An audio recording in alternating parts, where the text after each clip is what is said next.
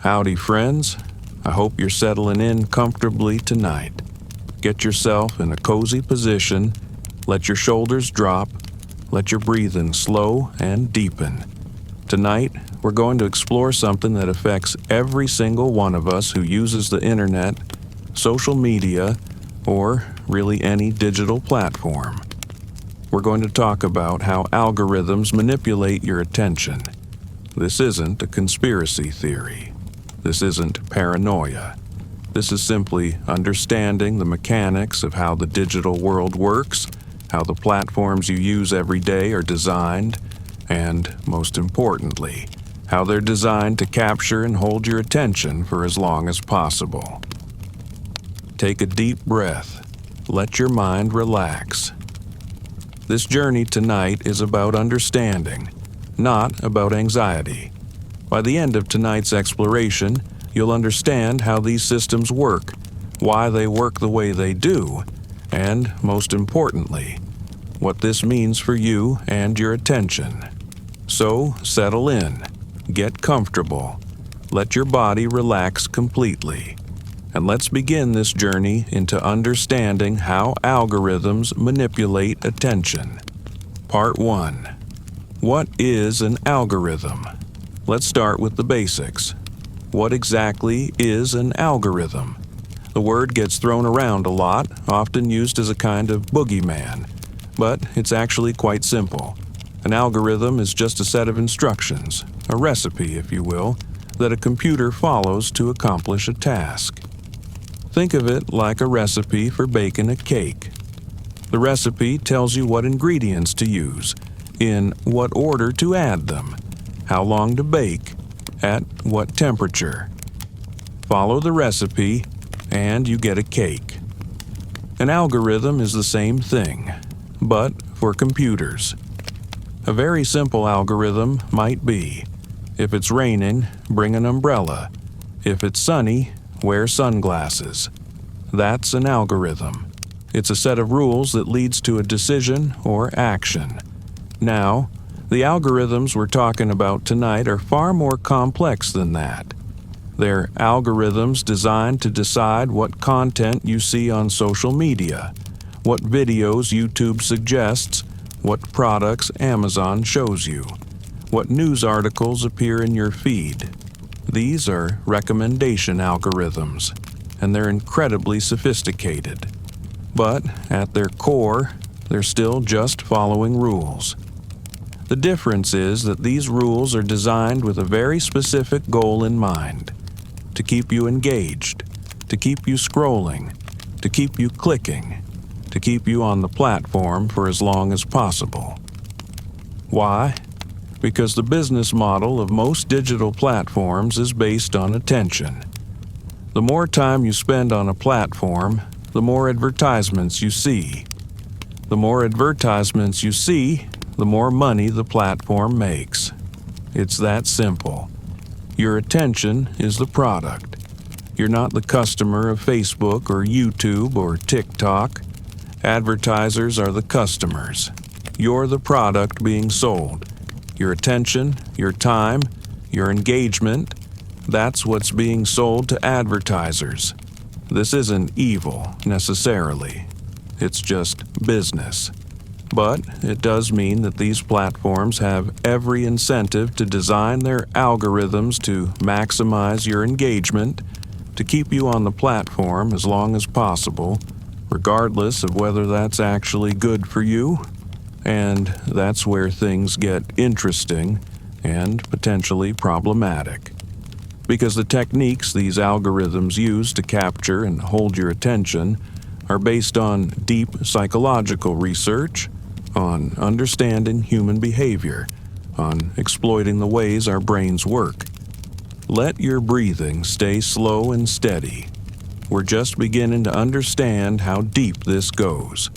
To understand why algorithms manipulate attention, we need to understand the attention economy. This is the economic system that underlies most of the internet as we know it today. In the old economy, scarcity created value. If something was rare, it was valuable. Gold is valuable because there's limited gold in the world. A rare painting is valuable because there's only one of it. The economy ran on scarcity.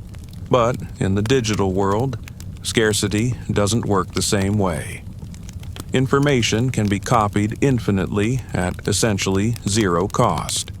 A digital photo can be replicated 1 billion times with no loss of quality.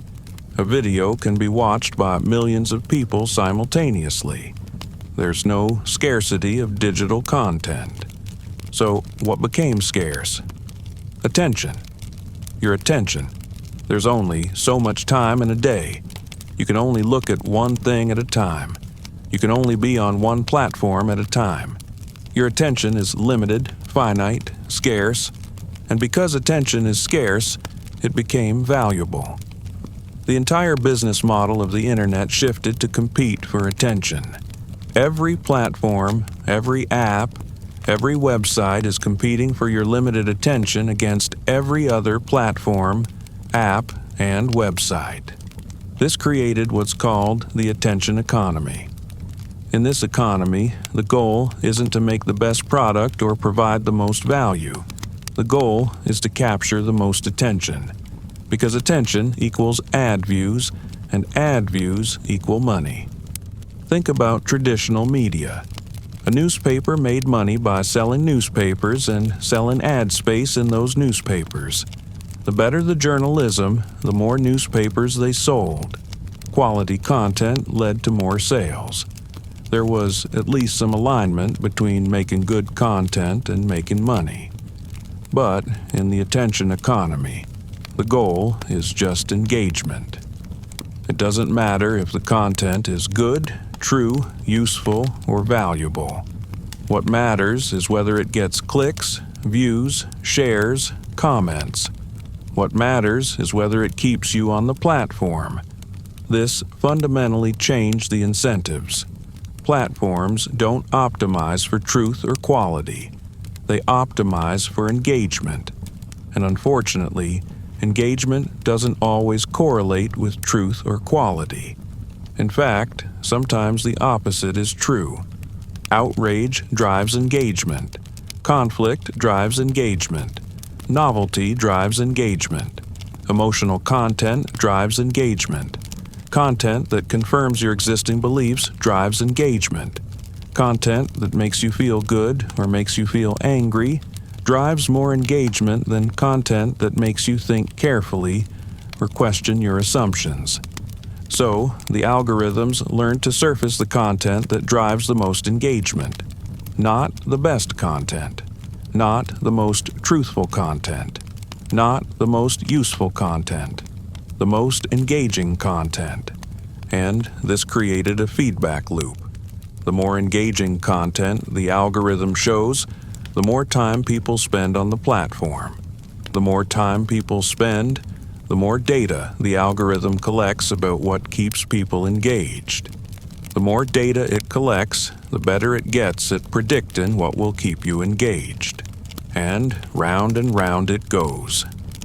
This is the attention economy, and you're living in it right now, whether you realize it or not. Every time you open a social media app, every time you search on Google, every time you watch videos on YouTube, you're participating in this economy. You're the product. Your attention is what's being bought and sold.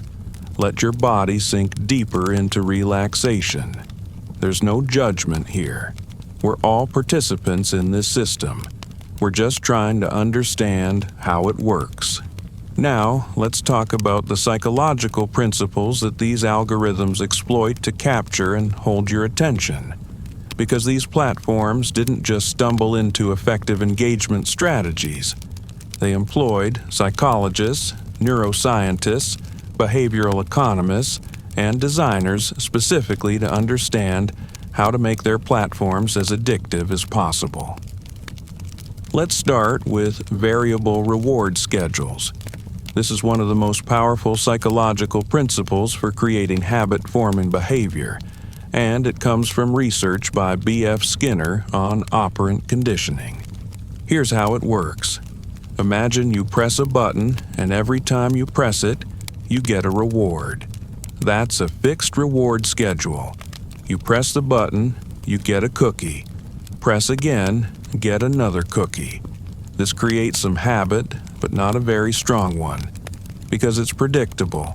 Once you have enough cookies, you stop pressing the button. Now, imagine you press a button, and sometimes you get a reward, sometimes you don't.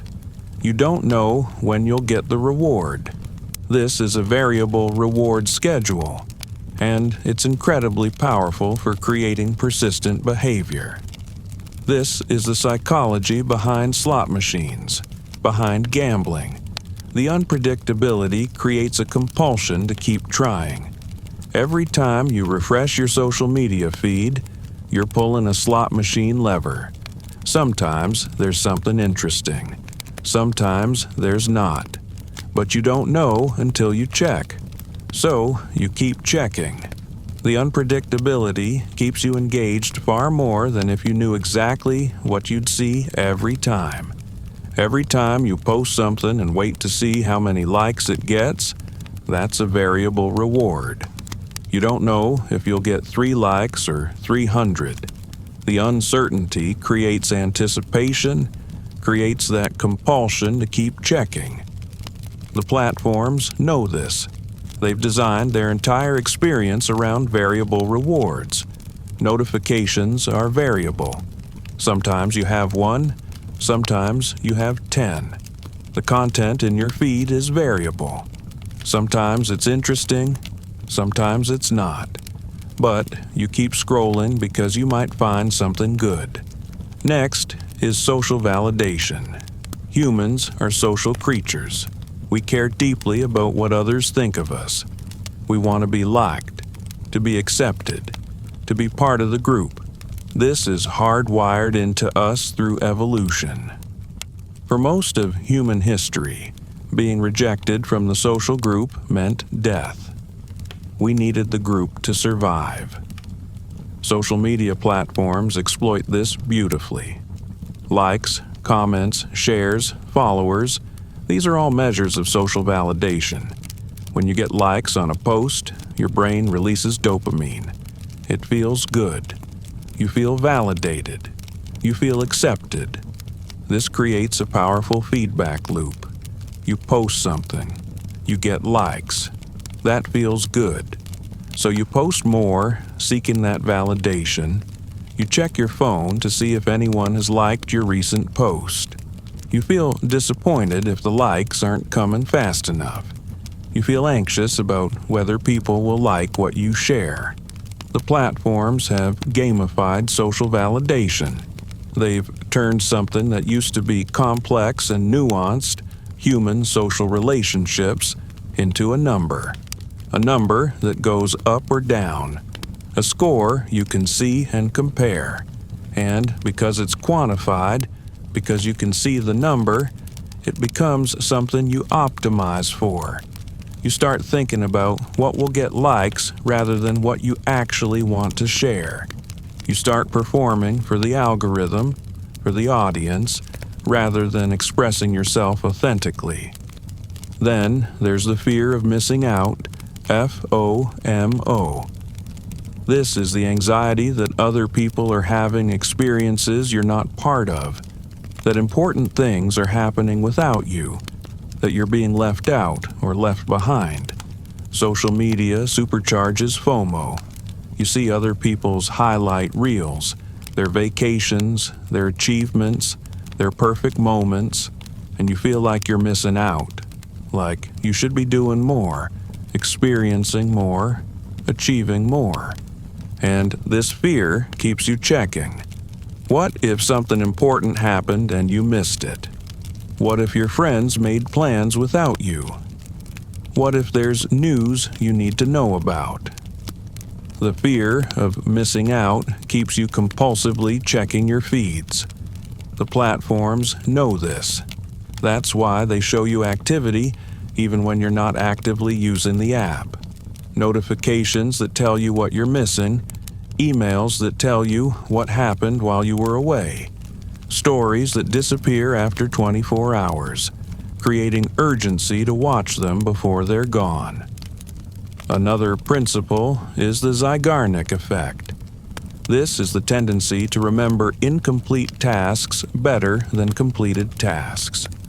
When something is unfinished, it creates a kind of cognitive tension that keeps it in your mind until you complete it. This is why cliffhangers work so well.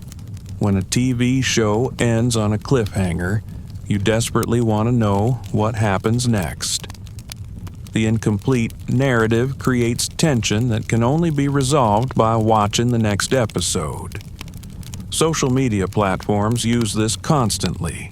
Infinite scroll means there's never a natural endpoint. You never finish. There's always more content. The task of consuming content is never complete, so the Zeigarnik effect keeps you scrolling. Autoplay means the next video starts before you've decided whether you want to watch it. The next episode begins before you've decided to stop watching. The incompleteness drives you forward. Then there's the mere exposure effect.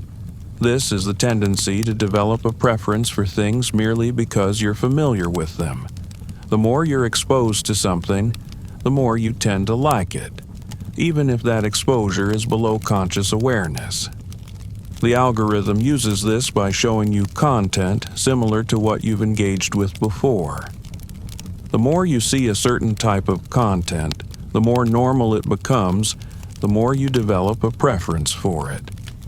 Your taste is being shaped by the algorithm showing you more of what you already like, creating a feedback loop that narrows your exposure and strengthens your preferences. All of these psychological principles, and many others, are built into the algorithms that decide what you see, when you see it, and how it's presented. These aren't accidents. They're intentional design choices made to maximize engagement, to keep you on the platform, to capture your attention. Let your breathing remain slow. We're peeling back the layers of how these systems work. Now, let's get into the technical details of how these recommendation algorithms actually work. Because understanding the mechanism helps you understand why you see what you see, and why it's so effective at capturing your attention. At the most basic level, a recommendation algorithm is trying to predict what content you'll engage with. It's trying to answer the question, given everything we know about this user, what should we show them next to maximize the probability they'll click it, watch it, like it, share it, or comment on it? To answer this question, the algorithm needs data, lots of data, and every platform collects enormous amounts of data about your behavior. Every click you make is recorded. Every video you watch, how long you watch it, whether you watch it to the end, every post you like, every comment you make, every profile you visit, every search you perform. All of it is recorded and analyzed. But it's not just your explicit actions that are tracked. The algorithm also tracks implicit signals. How long did you hover over a post before scrolling past? Did you slow your scrolling when you saw certain content?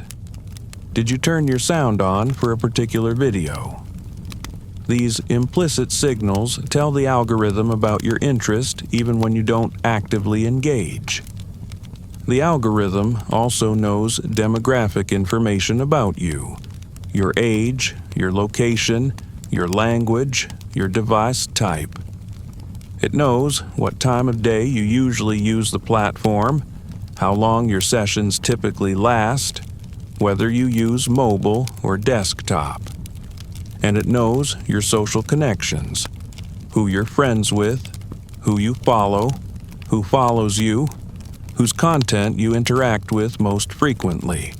Because people similar to you, people in your network, probably have similar interests. All of this data feeds into machine learning models. These are complex statistical models that find patterns in the data. They learn, for example, that people who watched these 5 videos are very likely to enjoy this 6th video. They learn that people who engage with content about topic A are likely to also engage with content about topic B. The models are trained on billions of examples. Every time someone clicks on something, that's a training example that teaches the model what works. Every time someone scrolls past something, that teaches the model what doesn't work. The models are constantly learning, constantly updating, constantly getting better at predicting what will keep you engaged. But here's where it gets really interesting. The algorithm doesn't just predict what you'll like, it predicts what will maximize your engagement. And these aren't always the same thing.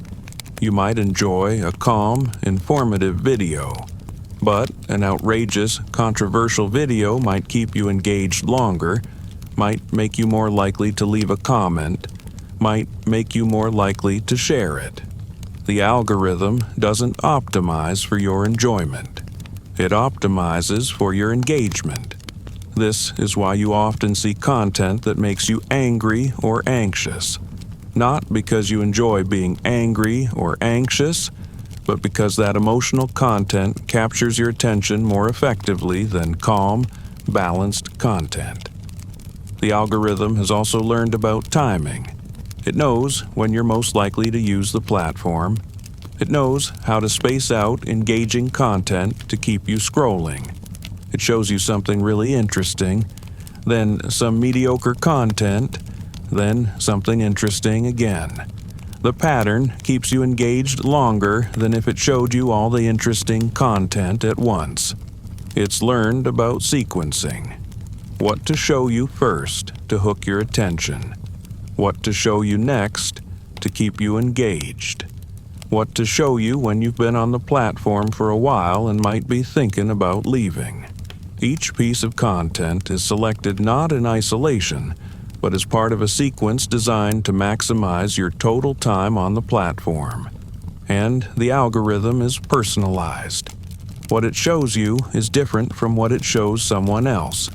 It's tailored to your specific interests, your specific behaviors, your specific psychology. It's learned what works specifically for you. This personalization creates filter bubbles. You see content that aligns with your existing interests and beliefs. You see less content that challenges you or exposes you to different perspectives. Your view of the world becomes narrower, more insulated, more reinforced. The algorithm also amplifies certain types of content. Not all posts reach all of your followers. The platform decides which posts to amplify based on early engagement signals. If a post gets a lot of quick engagement, the algorithm shows it to more people. If it gets little engagement, it gets buried. This creates a kind of attention lottery. Some content goes viral, reaching millions. Other content disappears into obscurity. The difference often isn't quality, but whether the content happened to get early engagement, and whether it fit the patterns the algorithm had learned to amplify. Content creators have learned to optimize for the algorithm. They've learned what gets engagement. Clickbait titles, thumbnails with exaggerated expressions, content designed to provoke emotional reactions. They're not optimizing for quality anymore. They're optimizing for algorithmic amplification. And the algorithm rewards this. The more a creator optimizes for engagement, the more the algorithm amplifies their content, which trains other creators to optimize for engagement too.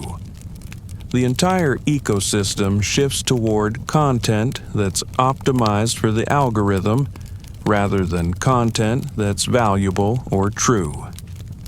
This is how recommendation algorithms work. They collect massive amounts of data about you. They use that data to predict what will keep you engaged. They show you personalized content designed to maximize your time on the platform. and they create feedback loops that shape both what you see and what creators make. Let your mind absorb this information. Let it settle. We're halfway through our journey tonight. Now, we need to talk about dark patterns. These are design choices that are deliberately crafted to manipulate you into spending more time or providing more data than you intended. They're called dark patterns because they're intentionally deceptive or manipulative. Let's start with infinite scroll. This is when content continuously loads as you scroll down, with no natural endpoint. You keep scrolling, and there's always more content. You never reach the bottom. You never finish. This isn't an accident. Before infinite scroll, websites had pagination. You'd see 10 results, then you'd have to click Next Page to see more. That click was a decision point, a moment where you could stop and think, do I want to keep going? Infinite scroll eliminates that decision point. There's no friction, no moment of conscious choice. You just keep scrolling. The content flows endlessly. Before you know it, you've been scrolling for 20 minutes and you're not even sure how you got there. The platforms say infinite scroll improves user experience, makes browsing more seamless. And maybe that's partly true, but it also dramatically increases engagement. People scroll much more when there's no natural stopping point. Then there's autoplay. A video ends, and the next one starts automatically. An episode ends, and the next episode begins. You don't have to do anything. The platform makes the choice for you. Again, this eliminates a decision point. Without autoplay, when a video ends, you have to decide. Do I want to watch another one? That's a moment where you might decide to do something else. But with autoplay, the decision is made for you. Unless you actively stop it, the content continues. And because humans tend toward inertia, because it's easier to continue than to stop, you keep watching. Netflix implemented this and engagement skyrocketed.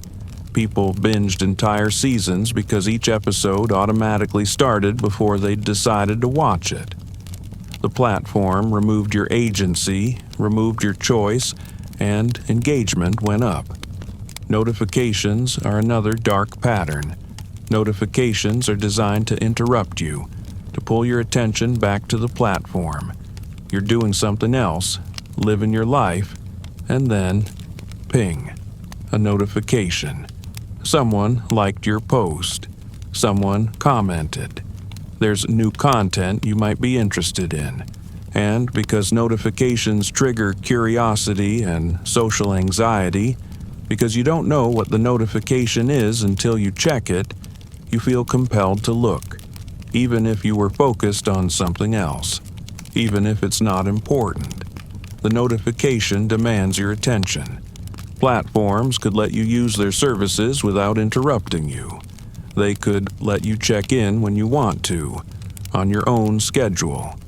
But instead, they interrupt you constantly, pulling you back to the platform over and over throughout the day. And they've learned exactly when to notify you.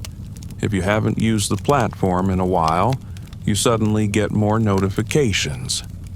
The algorithm detects that you're disengaging and tries to pull you back. It's not random. It's calculated. Read receipts and typing indicators are another pattern. When you send a message, you can see that the other person read it.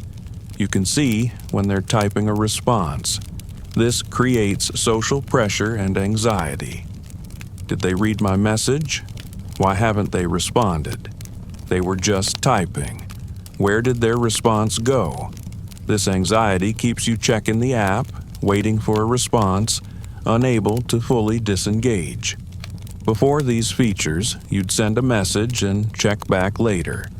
But now, you know immediately whether they've read it, and you feel the social pressure of an expected, immediate response. The platform has turned asynchronous communication into pseudo-synchronous communication, which keeps you more engaged but also more anxious. The red notification badges are another pattern. That little red circle with a number. It triggers a sense of incompleteness, a need to clear it. You can't rest while there are unread notifications. You have to check them, have to clear the badge. This exploits the Zeigarnik effect we talked about earlier. The unfinished task, the unread notifications, creates psychological tension that can only be relieved by checking the app. It's a small thing, but it works. People compulsively check their phones just to clear those red badges. Limited time content is another pattern. Stories that disappear after 24 hours. Flash sales, limited offers. This creates artificial urgency. You have to act now or you'll miss out. You have to check now or the content will be gone. There's no reason most content needs to disappear. It's a choice designed to create urgency, to create FOMO, to make you check more frequently. You can't catch up later. You have to stay constantly engaged or you'll miss things. Social proof is another pattern, showing you how many people liked something, how many people watched something, how many people bought something. This exploits our tendency to follow the crowd, to do what others are doing. If you see that 1 million people watched a video, you're more likely to watch it too. Not because it's necessarily good, but because that many people can't be wrong, right? The platform uses social proof to guide your attention toward popular content, which often creates self-fulfilling prophecies where popular content becomes more popular simply because it's already popular. Endless customization options are another pattern. You can customize your profile, your feed, your notifications, your privacy settings.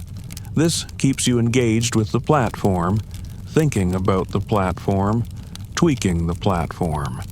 And the more you customize it, the more invested you become. The more time you've spent setting it up, the harder it is to leave. Your customization becomes a form of lock-in. These are just some of the dark patterns platforms use. There are many more. Every aspect of the user interface, every feature, every design choice is made with engagement in mind. Not with your well-being in mind, not with your autonomy in mind, with engagement. And the insidious thing is that each individual pattern seems harmless. Infinite scroll seems convenient. Autoplay seems helpful. Notifications seem useful.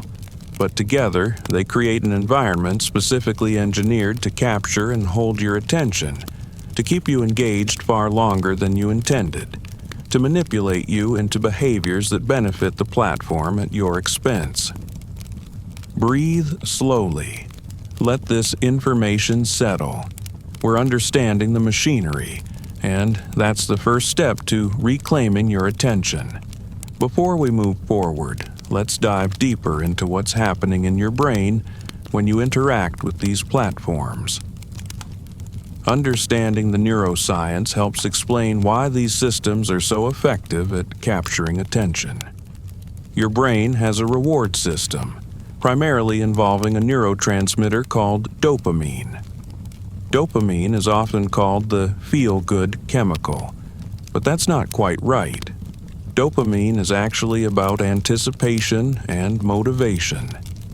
It's released when you anticipate a reward, and it drives you to seek that reward. When you check your phone and see a notification, your brain releases dopamine, not because the notification itself is rewarding, but because of the anticipation of what the notification might be.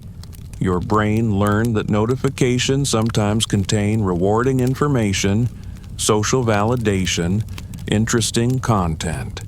So it releases dopamine in anticipation. This creates a seeking behavior.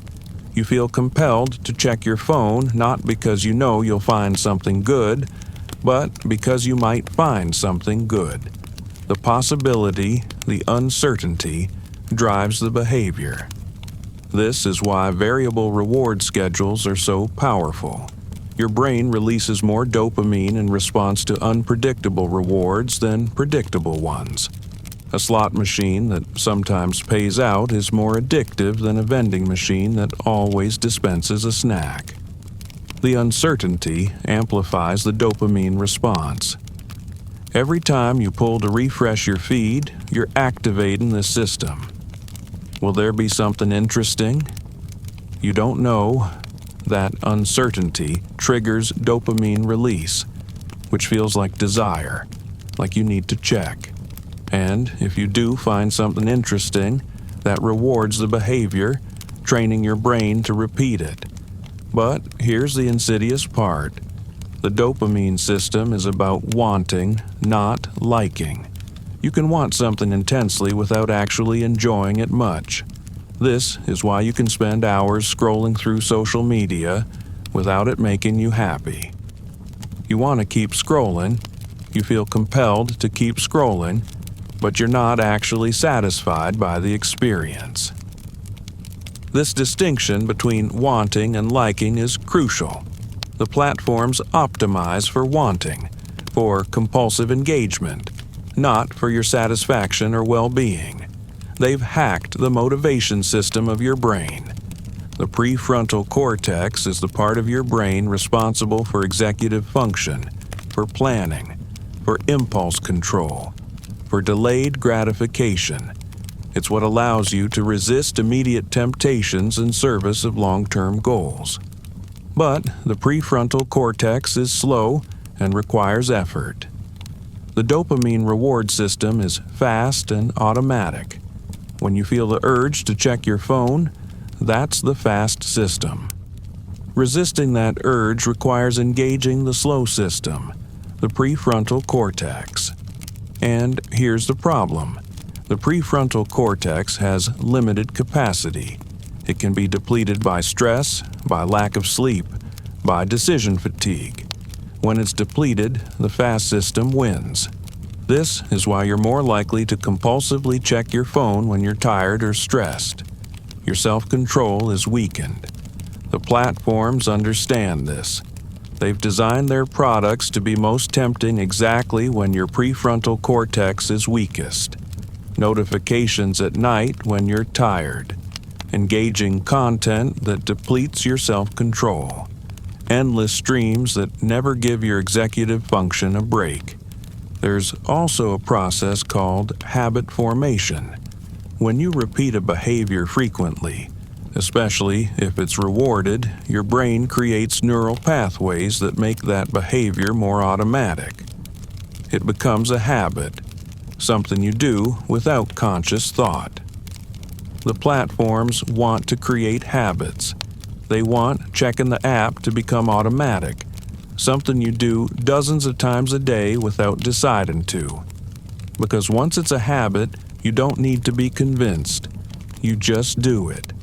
This is why they send notifications even about trivial things. Why they make the app icon visible and accessible. Why they remove friction from opening the app. Every design choice is meant to make the behavior more habitual. And habits are hard to break. Once a neural pathway is established, once a behavior becomes automatic, it persists even when you consciously want to change. Your brain defaults to the habit unless you very deliberately override it. This is why many people find it so hard to reduce their social media use even when they want to. They've formed strong habits. The behavior has become automatic. Breaking those habits requires sustained effort and often requires changing the environment to disrupt the habitual triggers. There's also the issue of tolerance. Just like with drugs, you can develop tolerance to the dopamine hits from social media. what used to feel exciting becomes mundane. You need more and more stimulation to get the same response. This is why platforms constantly introduce new features, new types of content, new ways to engage. They need to maintain novelty because your brain adapts. What was exciting yesterday is boring today.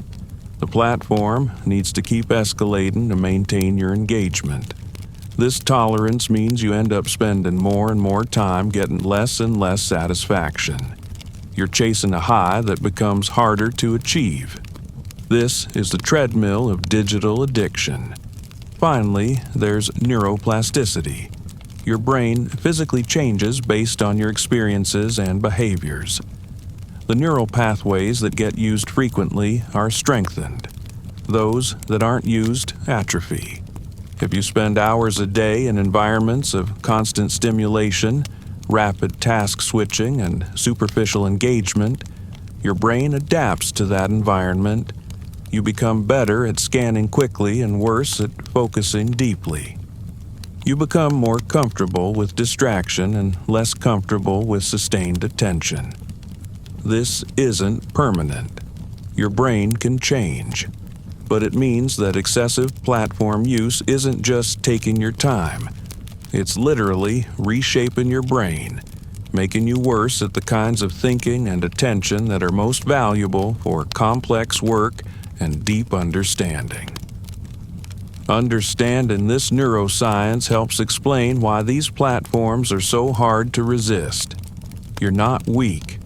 You're up against systems specifically designed to exploit the reward pathways, the habit formation mechanisms, the dopamine systems of your brain. These are powerful systems, evolved over millions of years, and they're being hacked by modern technology. But understanding also provides hope, because neuroplasticity works both ways. If you change your behaviors, if you spend more time in environments that require deep focus and less time in environments of constant stimulation, your brain will adapt. You can retrain your attention. You can weaken the compulsive habits and strengthen the capacity for sustained focus. It takes time. It takes effort. Your brain doesn't change overnight, but it does change. And every time you resist the urge to check your phone, every time you engage in sustained focus, you're strengthening those neural pathways. You're training your brain for attention rather than distraction. Let this understanding settle. Your brain is plastic, changeable.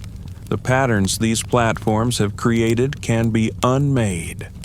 Now, let's explore how these algorithmic platforms change the very nature of social interaction and social connection. Because these aren't neutral spaces where people connect. They're designed environments that shape and often distort human relationships. Start with the quantification of social validation. Likes, followers, friends count. These metrics reduce complex human relationships to numbers. And once something is quantified, it becomes something people optimize for. Something they compete over, something that affects their self-worth. In traditional social environments, social status was complex and multifaceted. You might be respected for your wisdom, your kindness, your sense of humor, your loyalty.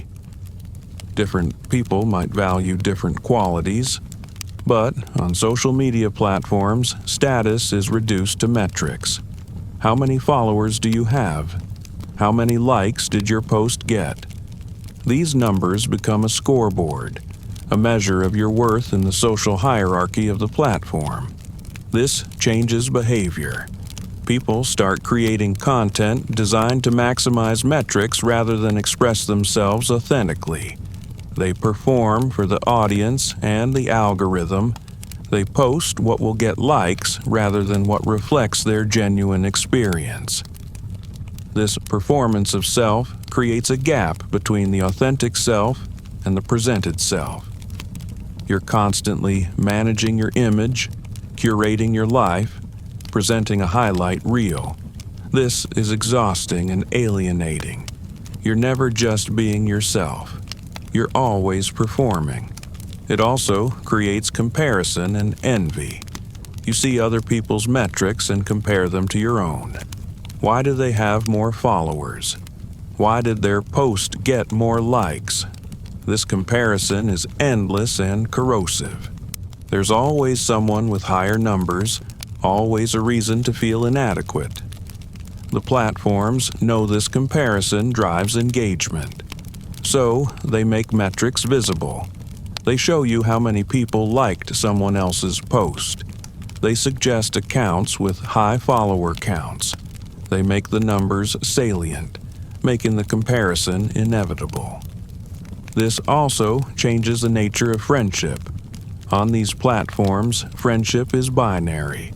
You're either friends or you're not. You're either following someone or you're not. But real human relationships exist on a spectrum.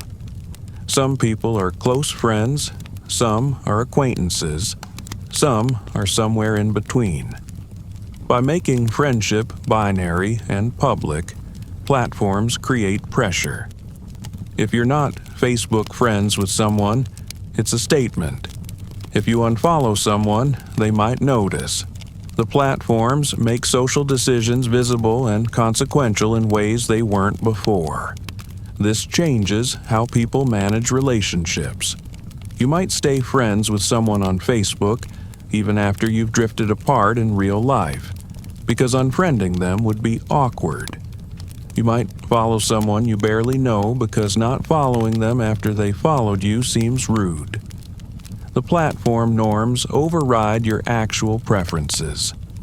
The platforms also change the nature of communication.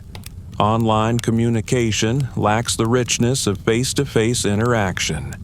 You don't get tone of voice, facial expressions, body language. This leads to frequent misunderstandings. But more importantly, it changes what gets communicated. People share things online they might not say in person. The distance and asynchrony make people bolder, sometimes more honest, often meaner. The normal social constraints of face-to-face interaction don't fully apply. This can lead to more conflict. Disagreements escalate faster online because you can't see the hurt on someone's face, can't hear the conciliatory tone in their voice, can't read the social cues that would moderate the conflict in person. The platforms also create performative interaction. You're not just talking to your friend, you're performing for an audience.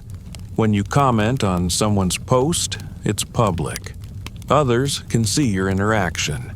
This changes what you say and how you say it. You might make a joke in a comment not primarily for your friend, but for the audience. You might express support publicly, even if you'd also reach out privately. The public nature of interaction makes it performative. This isn't all bad. Public support can be meaningful, but it also means interactions are less authentic, more calculated, more about impression management than genuine connection. Then there's the issue of context collapse. In real life, you present different aspects of yourself in different contexts. You're one way with your family, another way with your colleagues, another way with your close friends. You adjust your behavior to the social context. But on social media, all your contexts collapse into one. Your family, your colleagues, your friends, your acquaintances, they're all seeing the same content. You can't adjust a context because there's only one public context. This creates a lowest common denominator effect. You post things that are acceptable to all your audiences, which means not posting things that might offend anyone, which often means not posting anything particularly interesting or authentic. Or you segment your audiences through privacy settings and multiple accounts, which is exhausting and still imperfect. The platforms aren't designed for the nuanced, context-dependent self-presentation that humans naturally do. The platforms also change the temporality of social interaction. Traditional relationships unfold in real time, face-to-face, with natural rhythms of interaction. You see friends regularly, you have conversations, you spend time together. But platform relationships are asynchronous and perpetual. Someone posts something and you can respond hours or days later, or not at all. The conversation never really ends, but it's also never really happening in real time. This creates anxiety about responsiveness. Should you respond immediately? If you don't respond for hours, does that send a message? The platforms have created new social norms and expectations that didn't exist before. It also means relationships are maintained through digital interaction rather than physical presence. You might feel close to someone because you see their posts daily, even if you never actually spend time with them. The feeling of connection is real, but it's mediated by the platform. And the algorithm decides which of your friends' content you see. You might think you're staying connected with your friends, but really, you're seeing what the algorithm decides to show you. The algorithm mediates your relationships, decides who you stay close to, who you drift away from. This is a profound change in human social life. For all of history, social relationships were direct, unmediated, under your control. Now, they're mediated by algorithmic platforms that have their own goals, that shape your relationships in ways that serve their business model rather than your well-being. The platforms also create what's called ambient awareness. You're aware of what your friends are doing, thinking, feeling because you see their posts.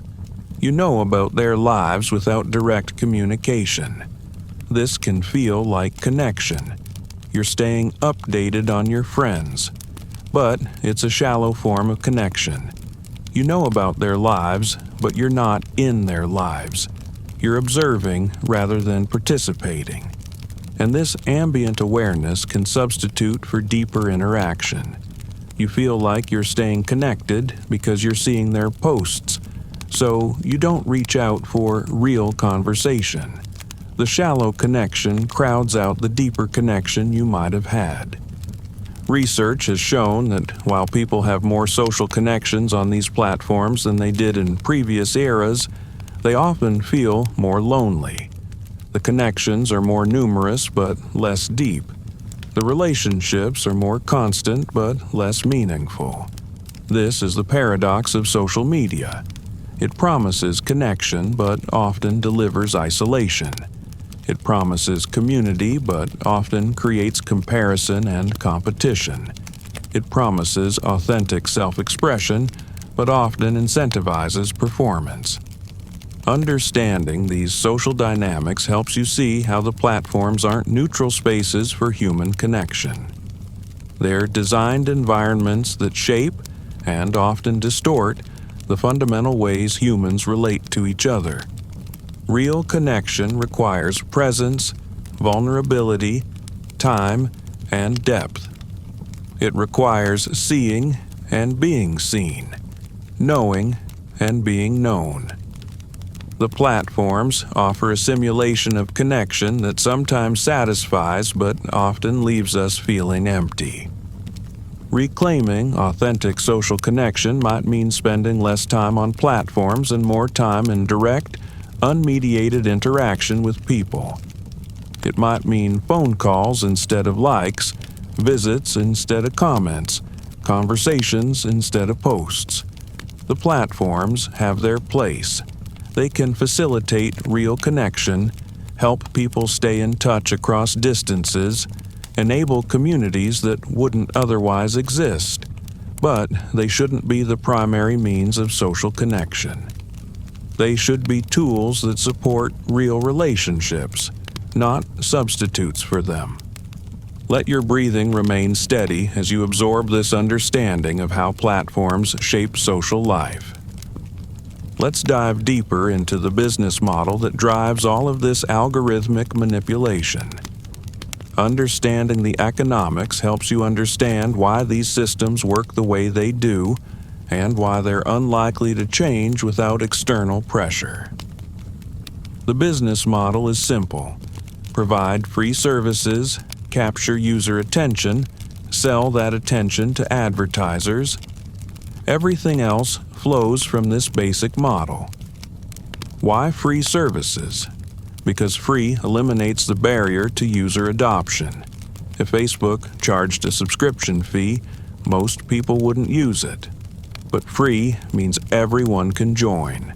And the more users, the more valuable the platform becomes, both because of network effects, the platform is more useful when more people are on it, and because more users mean more attention to sell. But free isn't actually free. You're paying with your attention and your data. The service might not cost money, but it costs your time, your privacy, your mental energy.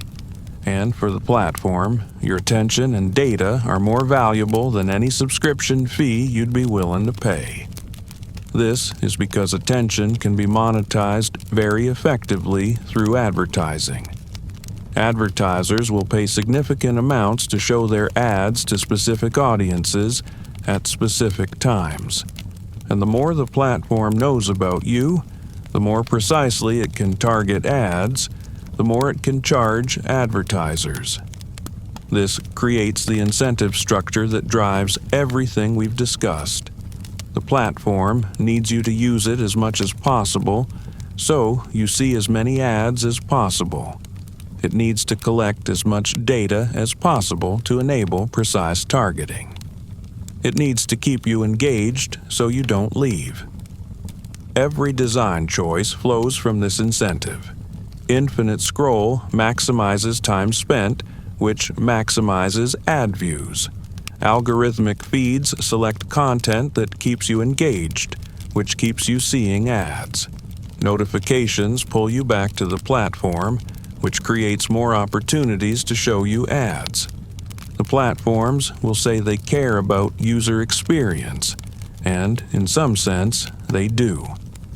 They need the experience to be good enough that you keep using it, but they care about experience only insofar as it affects engagement. Features that would improve your well-being but reduce engagement won't be implemented. Consider, it would be better for users to have chronological feeds of people they chose to follow, with no algorithmic manipulation. It would be better to have no notifications except what users specifically requested. It would be better to have natural endpoints to scrolling sessions. These changes would improve user well-being, but they would reduce engagement, which would reduce revenue. So they don't happen. When user well-being and revenue conflict, revenue wins, because that's what the business model requires. The scale of this industry is enormous. Facebook makes over $100 billion a year in advertising revenue. Google makes over $200 billion. These are among the most profitable companies in human history. And that profitability comes from the attention economy, from monetizing human attention. Think about what that means. These are billion-dollar operations with thousands of talented engineers and designers, all focused on making their platforms more engaging, more addictive, more effective at capturing attention. They have essentially unlimited resources to deploy in optimizing their products. You, as an individual user, are up against this enormous machine. It's not a fair fight. The platforms have resources, expertise, data, and technology that far exceed what any individual has. They've studied your behavior in minute detail. They've run countless experiments to figure out what keeps you engaged. They've optimized every aspect of their products. This is why individual responsibility rhetoric, the idea that people should just show more self-control, is inadequate. Yes, individuals can and should make better choices. But when you're up against sophisticated systems specifically designed to override your self-control, when the playing field is so uneven, individual choice alone isn't enough. There's also the network effect that creates lock-in. A platform is valuable because other people are on it. You're on Facebook because your friends are on Facebook. You can't easily leave without losing those connections.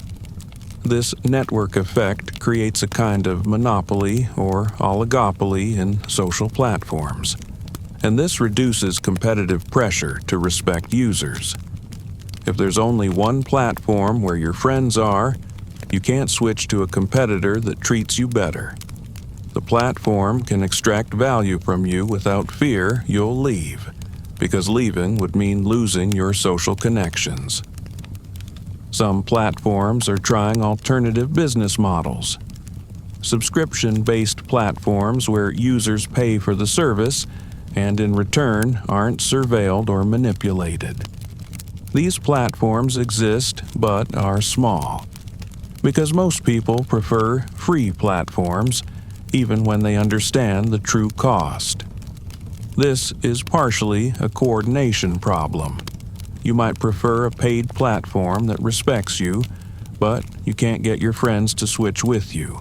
So, you stay on the free platform because that's where everyone else is, even though everyone might prefer a different model if they could coordinate the switch.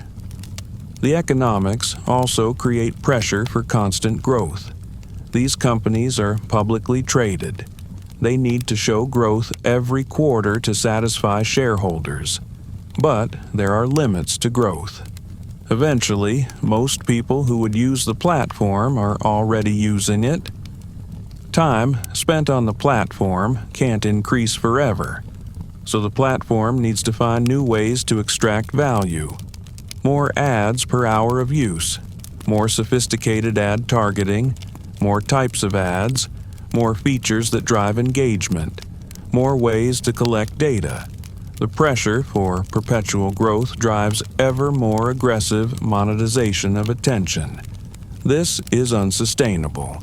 There are limits to how much attention can be extracted, how much data can be collected, how much user well-being can be sacrificed for engagement. But the economic pressure is relentless, and the platforms won't voluntarily limit themselves. This is why regulation is important. The free market won't solve this problem because users don't have real choice, because the externalities aren't priced in, because the business model creates a race to the bottom where all platforms have to maximize engagement to compete.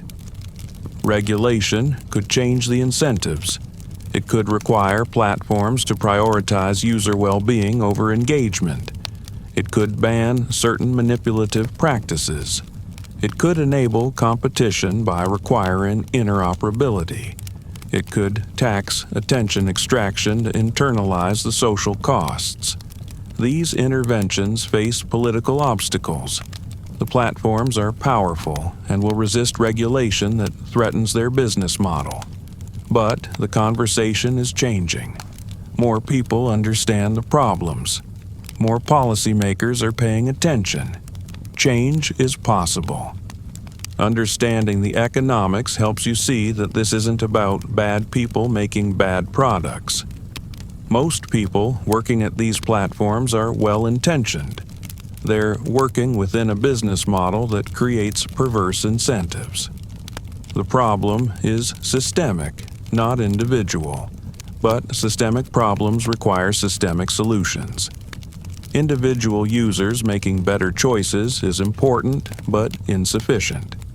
We need changes to the business model, to regulation, to the competitive landscape, to create platforms that respect user autonomy and well-being. These economic forces are powerful, but they're not inevitable. Different business models are possible. Different regulatory frameworks are possible. A different digital environment is possible. But it requires collective action, policy changes, and sustained pressure on platforms to change. Let this understanding deepen your knowledge of why these systems work as they do. Now, let's explore in depth how algorithmic content selection creates filter bubbles and information cocoons that limit what you're exposed to and shape your understanding of the world. A filter bubble is when the algorithm shows you content that aligns with your existing interests and beliefs while filtering out content that doesn't. Over time, this creates a bubble where you're only exposed to a narrow slice of available information. This happens gradually. You watch a video about a political topic. The algorithm sees you're interested and recommends more videos on that topic. But not just any videos. Videos it predicts you'll engage with based on your past behavior. If you've previously engaged with liberal content, it recommends more liberal content. If you've engaged with conservative content, it recommends more conservative content. Not because the algorithm is political, but because it's predicting what you'll watch. The result is that people who start from different political positions get recommended increasingly divergent content. They're living in different information environments, consuming different facts, exposed to different arguments. Over time, their views diverge further. This isn't just about politics. It happens with any topic where people have preferences. If you watch natural health videos, you'll be recommended more natural health content, potentially including anti-vaccine misinformation. If you watch fitness content, you'll be recommended more extreme fitness content. The algorithm doesn't distinguish between accurate and inaccurate information. It only distinguishes between content that keeps you engaged and content that doesn't. And, unfortunately, misinformation often has higher engagement than accurate information. Misinformation is often more dramatic, more emotional, more novel than truth. The truth is often boring. Thing works as expected, doesn't drive engagement like thing is secretly poisoning you does. So the algorithm amplifies misinformation because it drives engagement. This creates what's called an information cocoon. You're wrapped in a comfortable environment of information that confirms what you already believe, that aligns with your existing worldview, that makes you feel validated rather than challenged. In a healthy information environment, you're exposed to diverse perspectives. You encounter information that challenges your beliefs. You have to grapple with complexity and ambiguity. This is uncomfortable, but important for developing accurate understanding. But in an information cocoon, you're protected from challenging information. Everything you see confirms what you already think. You're rarely exposed to different perspectives, to contrary evidence, to arguments that might change your mind. This makes your beliefs more extreme and more rigid. When all you see is confirming evidence, you become more confident in your beliefs. You're not exposed to the reasons people might disagree with you. You come to see your position as obviously correct and opposing positions as obviously wrong or malicious. This is terrible for epistemology, for truth-seeking, for rational belief formation. Good thinking requires considering multiple perspectives, weighing evidence for and against your position, updating your beliefs when you encounter better arguments or evidence. But in a filter bubble, you're not doing that. You're just getting more and more confirming information. Your beliefs become less connected to reality and more connected to what the algorithm feeds you. This also makes polarization worse. People on different sides of an issue aren't just disagreeing about how to interpret shared facts. They're living in different factual realities.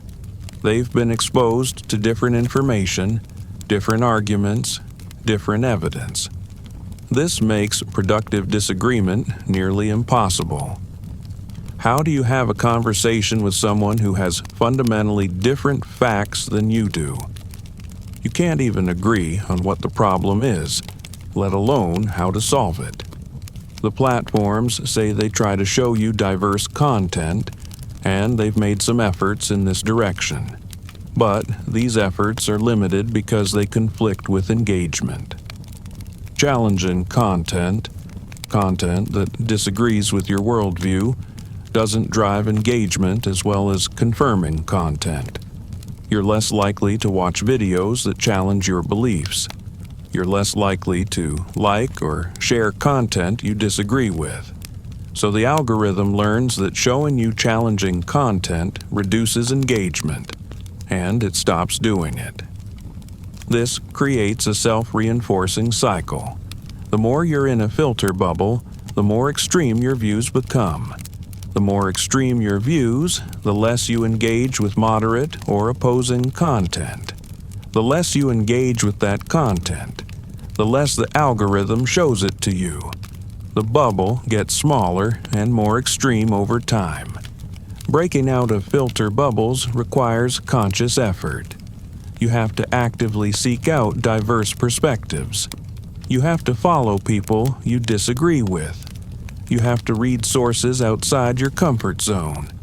You have to engage with content even when it challenges you. But this is difficult. It requires overriding the algorithm's recommendations.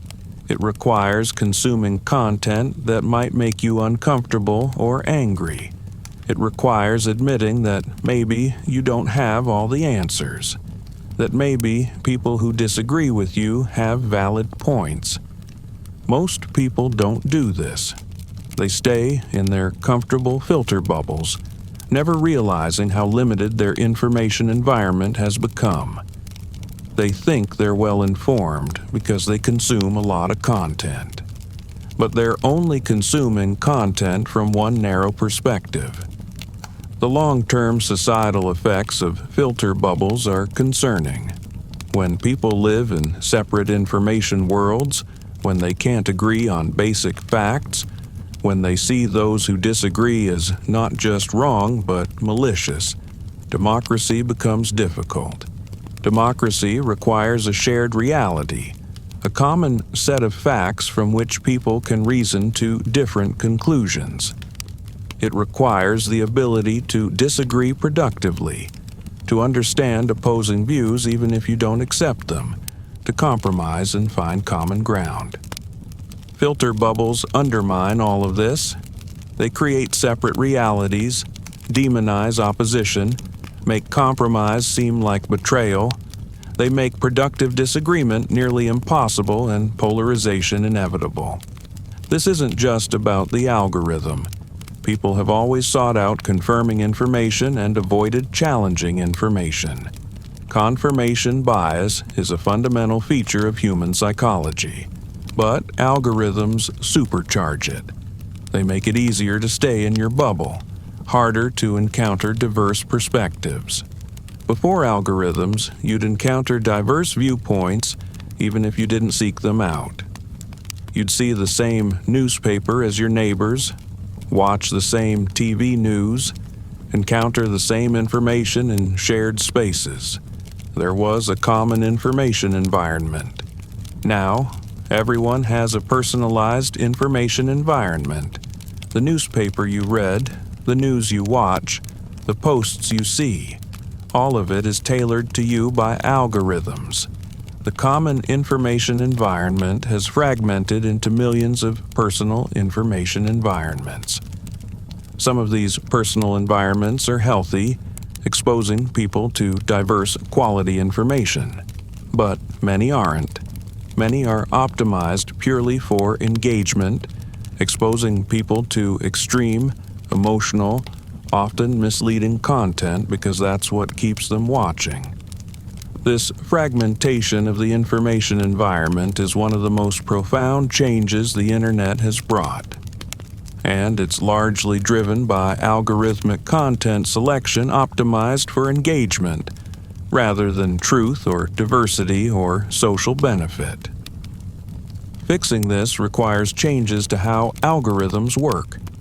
Algorithms that optimize for diverse perspectives rather than just engagement. Algorithms that prioritize accuracy over emotionality.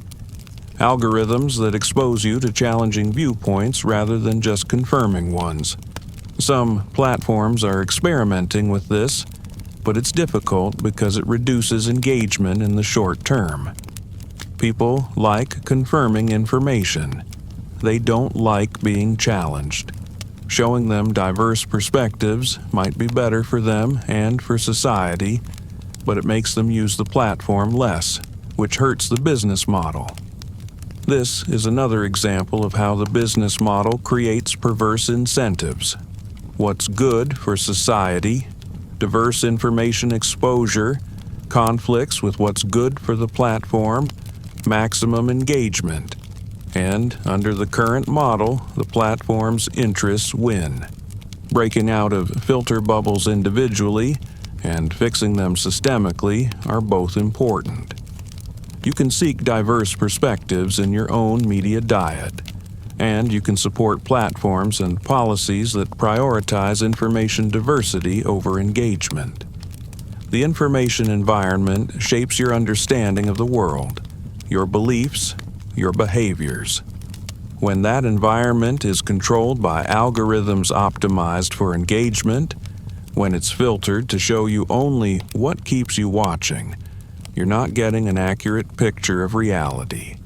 You're getting a distorted picture designed to keep you engaged. Understanding this distortion is the first step to correcting for it. Recognizing that what you see is filtered, curated, optimized for your engagement rather than your understanding. This awareness allows you to be more critical, more skeptical, more intentional about seeking out diverse perspectives. Let this understanding settle as you recognize the information environment you swim in. Let's talk about what constant algorithmic engagement is doing to human attention spans and the capacity for deep focus. This is one of the most concerning long-term effects of these platforms. Attention is not a fixed resource. It's a skill, a muscle that gets stronger with practice or weaker with neglect. And the digital environment shaped by engagement algorithms is systematically weakening our capacity for sustained attention. Think about how you consume content on these platforms. Short videos, brief posts, quick scrolls. You're constantly moving from one piece of content to the next. Your attention is fragmented across dozens or hundreds of pieces of content per session.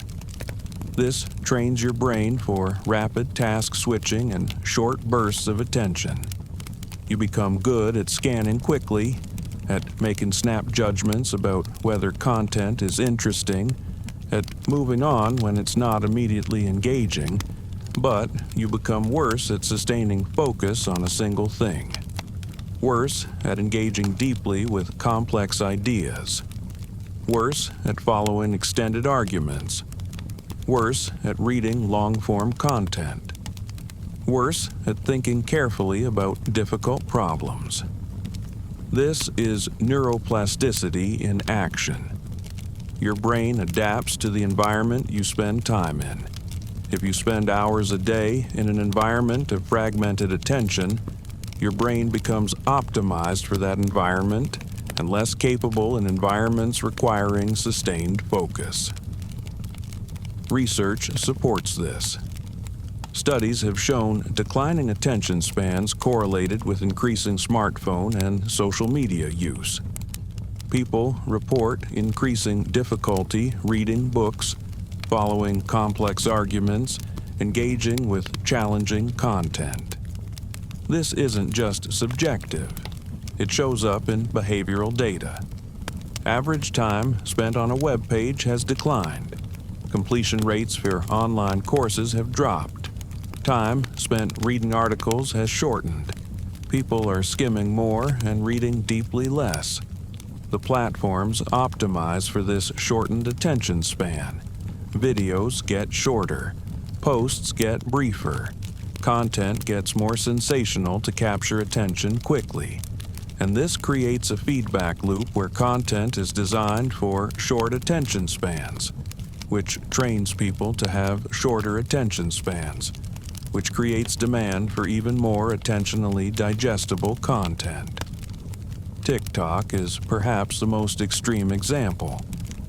Videos are extremely short, often just seconds long. The entire experience is designed for rapid scrolling through hundreds of videos per session. Your attention is trained to move on after seconds. Users report that after extensive TikTok use, longer content feels unbearable. Even 5-minute YouTube videos feel too long. Their attention has been trained for such short bursts that anything requiring sustained focus feels difficult. This is concerning because deep thinking, learning, problem-solving, creativity all require sustained attention. You can't understand complex ideas in 5-second bursts.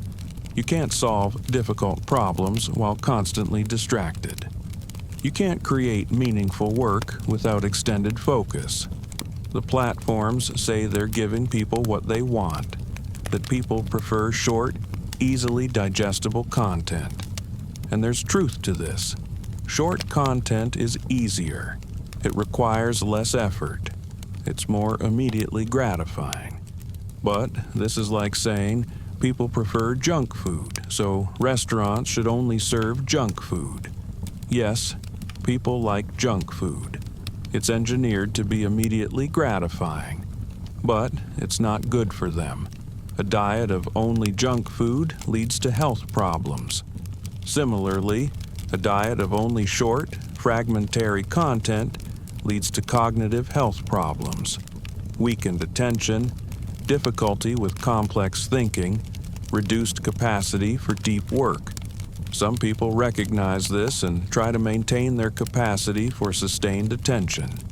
They read books, they engage with long-form content, they practice focus, but they're going against the grain of the digital environment, and it requires constant effort.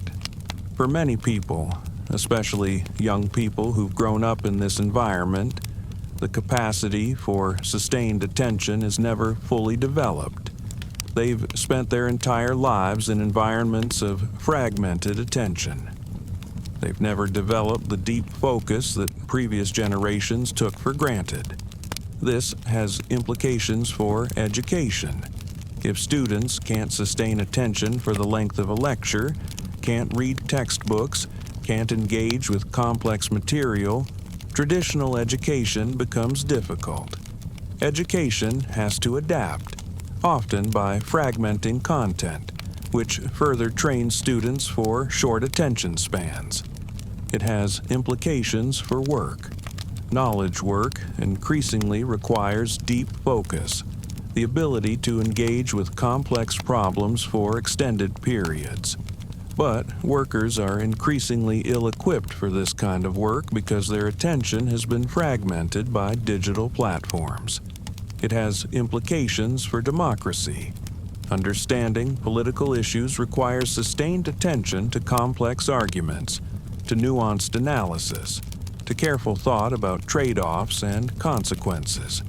But if people can only engage with 5-second sound bites, political discourse becomes shallow and polarized. It has implications for culture. Great literature, films, music, art, these often require sustained engagement. They unfold over time. They reward patient attention. But if people can't sustain that attention, culture becomes more superficial, more immediately gratifying, less profound. This is a civilizational level change. We're raising generations with fundamentally different cognitive capacities than previous generations. Whether this is good or bad depends on what you value, but it's certainly different, and the implications aren't fully understood. Some argue this is just adaptation. People's brains are adapting to a new information environment. They're developing new skills for processing information quickly, for multitasking, for managing information overload. There's some truth to this. People are developing new capabilities, but they're also losing capabilities.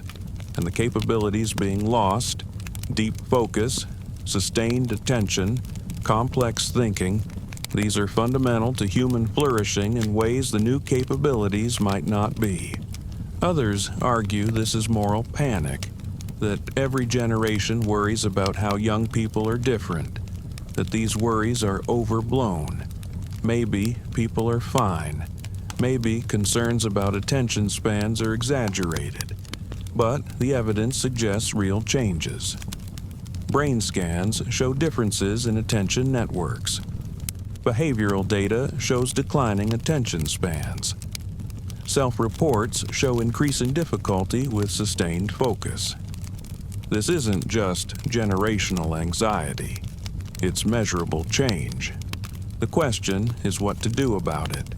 Individually, you can protect and rebuild your capacity for sustained attention. Practice focusing deeply. Read books.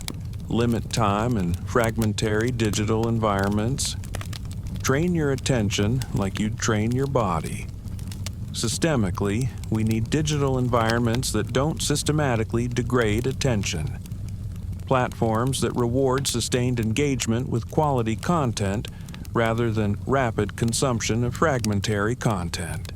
Educational systems that teach and value deep focus. Cultural recognition of the importance of sustained attention. But this requires going against powerful economic incentives. Fragmentary content drives more engagement. Rapid scrolling means more ad views. Shortened attention spans make people more susceptible to advertising. The business model benefits from degraded attention. So, fixing this requires more than individual action. It requires collective recognition of the problem and willingness to prioritize long-term cognitive health over short-term engagement. Your attention is one of your most valuable resources. It's how you think, learn, work, connect, experience life. Protecting it from systematic degradation should be a priority, both personally and societally. Let your mind absorb this understanding of what's at stake with attention. Now, we need to talk about a particularly concerning aspect of algorithmic manipulation, the amplification of extreme content. Because the algorithms don't just show you what you like, they push you toward more extreme versions of what you like. Here's how it happens. You watch a video about a political topic. The algorithm learns you're interested in that topic, so it recommends more videos about that topic. Makes sense, right? But here's the thing. The algorithm doesn't just recommend similar content. It recommends content that will keep you engaged. And research has shown that people tend to engage more with content that's more extreme, more provocative, more emotional than what they previously watched. So, you watch a moderate video about a political topic. The algorithm recommends a slightly more partisan video. You watch that. It recommends an even more partisan video. You watch that. And step by step, video by video, you're led down a radicalization pipeline toward increasingly extreme content. This isn't hypothetical. Researchers have documented this pattern on YouTube, on Facebook, on Twitter, on every major platform. The algorithms don't have a political bias toward any particular ideology, but they do have a bias toward engagement. And extreme content drives engagement. Why does extreme content drive engagement? Several reasons. First, it's emotionally arousing. Extreme views, whether left or right, whether true or false, tend to provoke strong emotional reactions. Anger, fear, excitement, outrage. These emotions capture attention more effectively than calm, nuanced analysis. Second, extreme content provides simple narratives. The world is complicated, but extreme content offers clear villains and heroes, simple explanations, definitive answers. This is psychologically satisfying even when it's wrong. Complexity is hard to process. Simplicity is easy. The algorithm learns that simple, extreme narratives keep people watching. Third, extreme content builds community. When you engage with extreme content, you're not just consuming information. You're joining a tribe. You're identifying with a group of people who share your views. This social aspect drives engagement because humans crave belonging. The algorithm doesn't understand what the content means. It doesn't know if something is true or false, harmful or beneficial, extreme or moderate. It only knows what keeps people engaged, and extreme content keeps people engaged. So the algorithm amplifies it. Videos with extreme views get recommended more often. Posts with extreme takes get more distribution. Creators who produce extreme content get more visibility. The algorithm is systematically amplifying extremism across the entire platform, and this creates feedback loops. As extreme content gets amplified, it gets more engagement. As it gets more engagement, the algorithm amplifies it further. As it gets amplified, more creators produce extreme content because that's what the algorithm rewards. The entire information ecosystem shifts toward extremes. This affects politics, obviously, but it affects everything. Health information becomes more extreme. Financial advice becomes more extreme. Relationship advice becomes more extreme. Any topic can be pushed toward more extreme versions, because that's what the algorithm rewards. And it's not just about showing you extreme content, it's about changing your beliefs.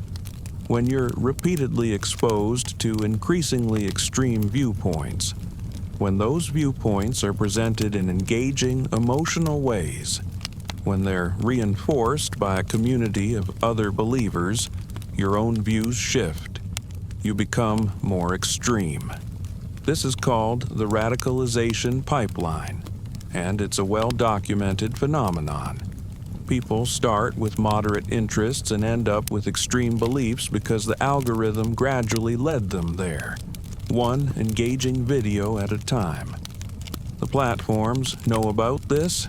They've been warned by researchers, by journalists, by their own employees, but they haven't fundamentally changed the algorithms because engagement would drop, and engagement is revenue. The business model requires engagement, even if that engagement is being driven by radicalization. Some platforms have made adjustments. They've added friction to sharing certain types of content. They've deprioritized some sources. They've added fact-checking labels. These are good steps, but they're band-aids on a systemic problem. As long as the underlying algorithm optimizes for engagement, it will continue to amplify extremes. The amplification of extremes has real-world consequences. It's contributed to political polarization, to the spread of misinformation, to the erosion of shared reality. People increasingly live in separate information worlds, consuming content that confirms their existing beliefs and demonizes those who disagree. This isn't just an individual problem, it's a societal problem. When algorithms systematically amplify extremes, when they push people toward polarization, when they reward content that divides rather than content that informs, the entire information ecosystem becomes toxic. And you're in the middle of it. Every time you use these platforms, you're being subjected to these dynamics. The algorithm is gently pushing you toward more extreme versions of whatever you're interested in. Not because anyone decided you should be radicalized, but because extreme content drives engagement, and engagement drives revenue. Understanding this dynamic is crucial, because once you see it, you can resist it. You can be aware when you're being led down a radicalization pipeline. You can consciously seek out moderate, balanced content. You can break out of the echo chambers the algorithm creates. But most people don't see it. They think they're freely choosing what to watch, what to read, what to believe. They don't realize they're being guided by an algorithm that's optimized for engagement rather than truth. Let your breathing stay steady. This is heavy information, but understanding it gives you power. Let's talk about something subtle but important: the illusion of free choice. When you use these platforms, you feel like you're making choices. You choose what to click on. You choose what to watch. You choose what to read. It feels like you're in control. But that feeling of control is largely an illusion. Yes, you're making choices, but you're only choosing from the options the algorithm presents to you, and the algorithm has carefully curated those options to maximize your engagement. Think about it this way. Imagine you walk into a restaurant and they hand you a menu. You feel like you have choices. You can order the pasta or the steak or the salad. You're choosing. But the restaurant has already made countless choices that constrain your choice. They decided what dishes to offer. They decided how to describe them on the menu. They decided what to price them at. They decided what to put pictures of. All of these choices influence your choice. The algorithm is like that restaurant, except far more sophisticated. It decides what content to show you. It decides what order to show it in. It decides how to present it, what thumbnail to use, what title to display. It decides what not to show you, what to hide, what to deprioritize. You're choosing from a curated menu designed to maximize your engagement. You're not seeing all possible content. You're seeing a carefully selected subset that the algorithm predicts will keep you on the platform. And the algorithm is constantly testing and learning, A/B testing, multivariate testing, constant experimentation to find out what keeps people engaged. Should we show this content with this title or that title? Should we position it here or there? Should we recommend it to this person or that person? Every detail is tested, optimized, refined. You're not aware of most of this. You just see content and make choices about what to engage with. But those choices are being shaped, guided, manipulated by an algorithm that's been optimized on billions of examples of human behavior. This is choice architecture, and it's incredibly powerful. The way options are presented dramatically affects which options people choose. This has been extensively studied in behavioral economics.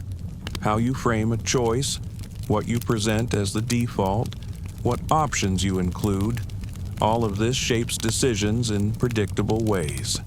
The platforms use choice architecture constantly. They make engaging content the default by auto-playing it. They frame certain content as popular by showing view counts and likes. They present similar content together, making it easy to keep watching the same type of content. And they use defaults strategically. Notifications are on by default. Autoplay is on by default. The algorithm feed is the default, not a chronological feed of people you chose to follow. Every default is chosen to maximize engagement, and most people never change the defaults. There's also the paradox of choice. When you have too many options, choosing becomes difficult and less satisfying. You second-guess your choices, wondering if a different option would have been better.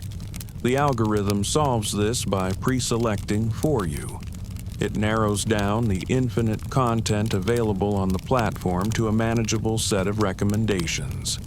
This feels helpful. You're relieved of the burden of too much choice. But it also means the algorithm is controlling what you see. You might think you have infinite choice on these platforms. There's so much content, how could you not have choice? But functionally, you only see what the algorithm shows you, and the algorithm shows you what serves the platform's goals. This creates a strange situation where you feel autonomous. You feel like you're freely choosing, while actually being guided by sophisticated systems optimizing for outcomes you probably wouldn't choose for yourself if you understood what was happening. Would you choose to become more polarized? Would you choose to spend 3 hours a day scrolling?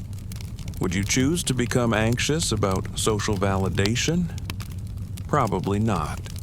But the algorithm guides you toward these outcomes because they drive engagement. The illusion of free choice is important to the platforms. If you felt controlled, if you felt manipulated, you might resist. But as long as you feel like you're freely choosing, you're compliant.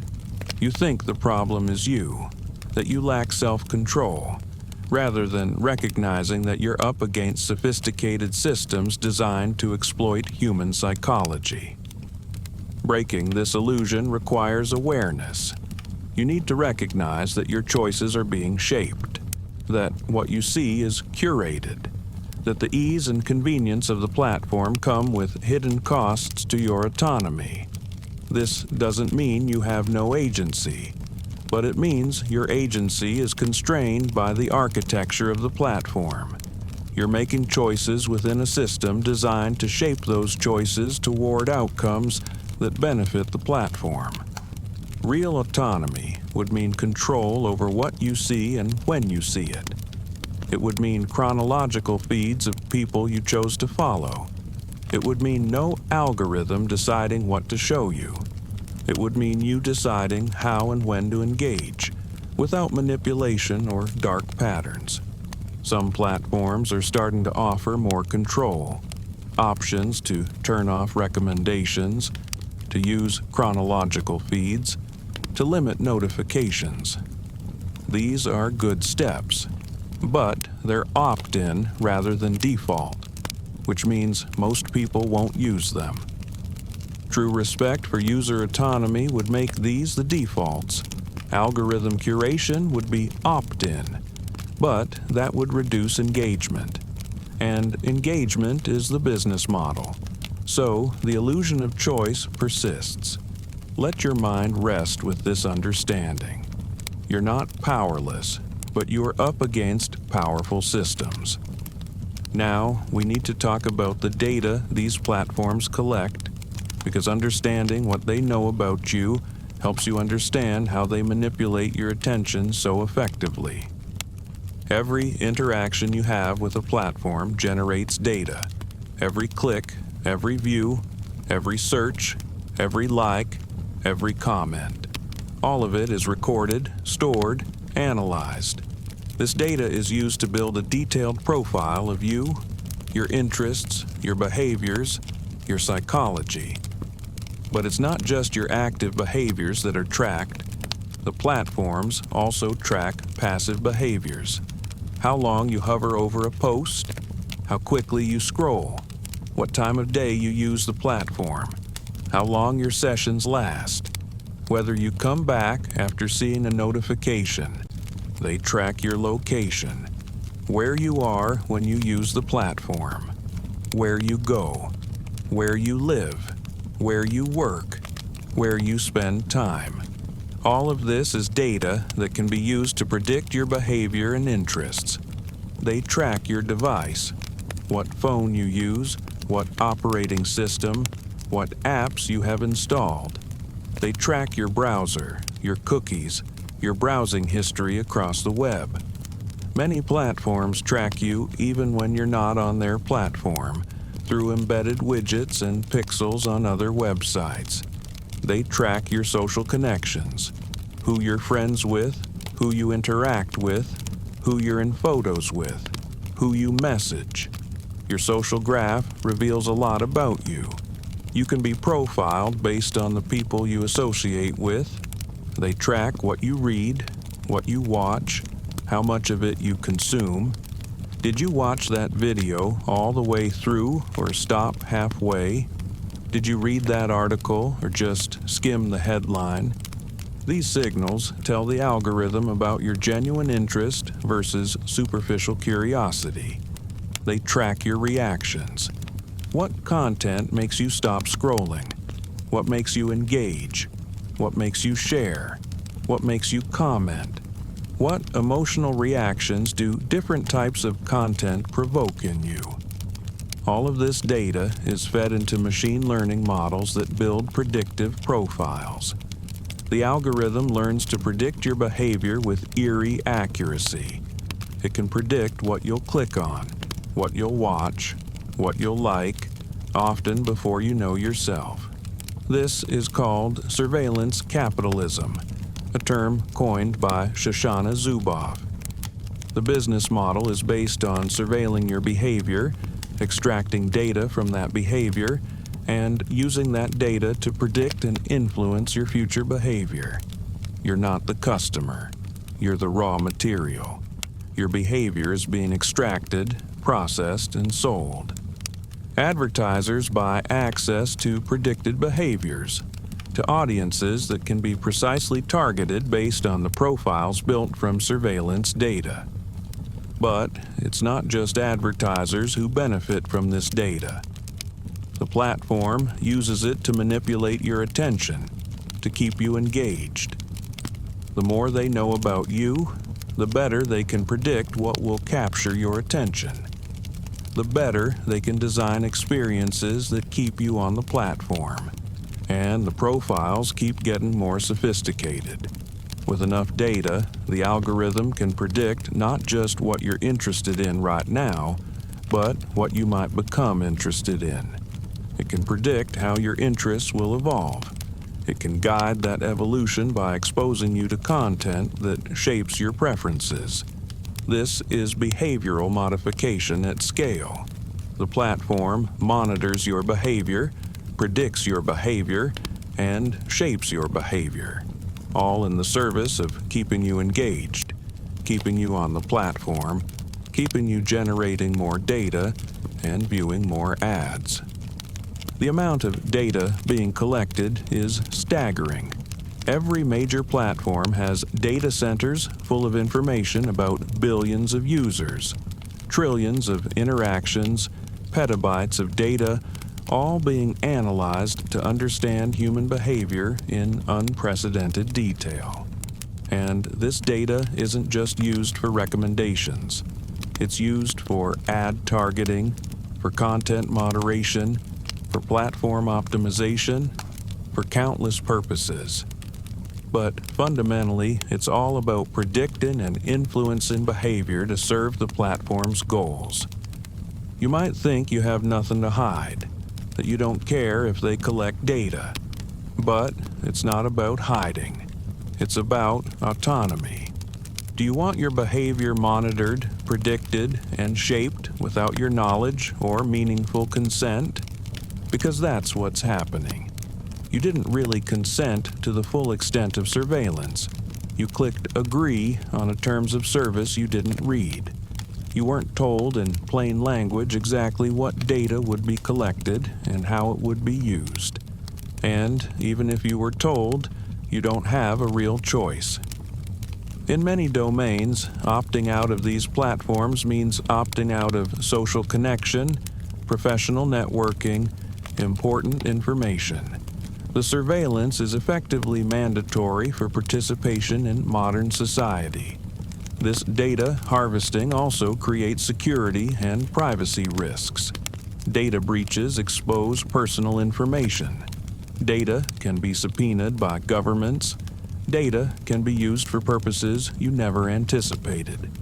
Your data profile might affect your insurance rates, your credit score, your job prospects, in ways you don't know about or can't contest. The platforms say they protect your privacy, that they only use data to improve your experience. But the business model is fundamentally at odds with privacy. They make money from data. The more data they have, the more valuable they are. They have every incentive to collect as much data as possible. Some regulations like GDPR in Europe have tried to give users more control over their data. These are good steps, but enforcement is weak. Penalties are often insignificant compared to revenues, and the basic model of surveillance capitalism continues. Understanding the extent of data collection helps you understand why the manipulation is so effective. It's not just that they're using clever psychological tricks, it's that they know you, in some ways better than you know yourself. They have detailed data about your behaviors, your patterns, your preferences. They use that data to predict and influence your attention with frightening precision. Let your breathing remain calm. Knowledge is power, even when the knowledge is uncomfortable. All of this manipulation, all of these algorithms, all of this data harvesting, it adds up to something profound. The erosion of your autonomy, your ability to make independent choices, to think for yourself, to control your own attention, is being systematically undermined. Autonomy is a fundamental human value. It's the ability to be self-directed, to make choices based on your own values and goals, rather than being controlled by external forces. Autonomy is central to human dignity, to personal development, to well-being. But these platforms are designed to undermine autonomy, not maliciously necessarily. But the business model requires controlling your attention, predicting your behavior, shaping your choices. And control is the opposite of autonomy. Think about how you use these platforms. Do you consciously decide when to use them, or do they interrupt you with notifications? Do you consciously decide what to consume, or do you passively accept what the algorithm recommends? Do you consciously decide when to stop, or do you keep scrolling past when you intended to stop? For most people, most of the time, their behavior on these platforms is not autonomous. It's reactive. It's driven by notifications, by recommendations, by dark patterns. They're not in control. The platform is.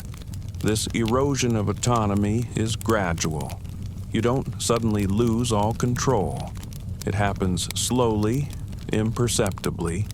You start checking your phone a little more often. You start scrolling a little longer.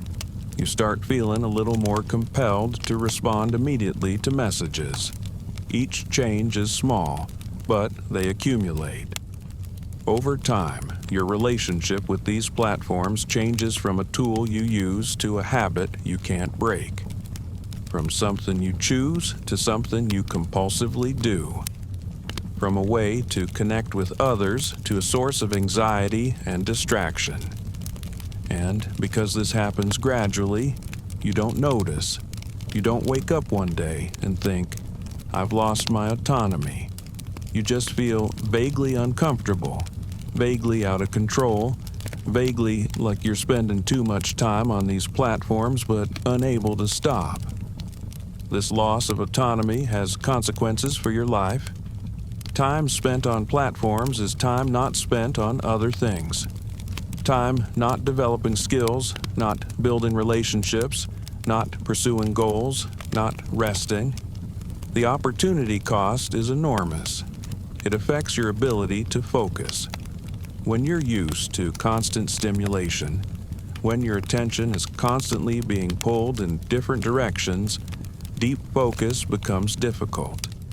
You lose the ability to engage with complex ideas, to do deep work, to think carefully about difficult problems. It affects your beliefs. When the algorithm decides what information you see, when it pushes you toward more extreme content, when it creates filter bubbles, your beliefs are being shaped by a system optimized for engagement rather than truth. It affects your mental health. The constant social comparison, the anxiety about notifications and responses, the compulsive checking, all of this takes a toll. Rates of anxiety and depression, especially among young people, have risen dramatically in the smartphone era. It affects your relationships. When you're with people but mentally elsewhere, scrolling through your phone, you're not fully present. The quality of your interaction suffers. Connection becomes shallower. The erosion of autonomy is perhaps the deepest harm these platforms cause.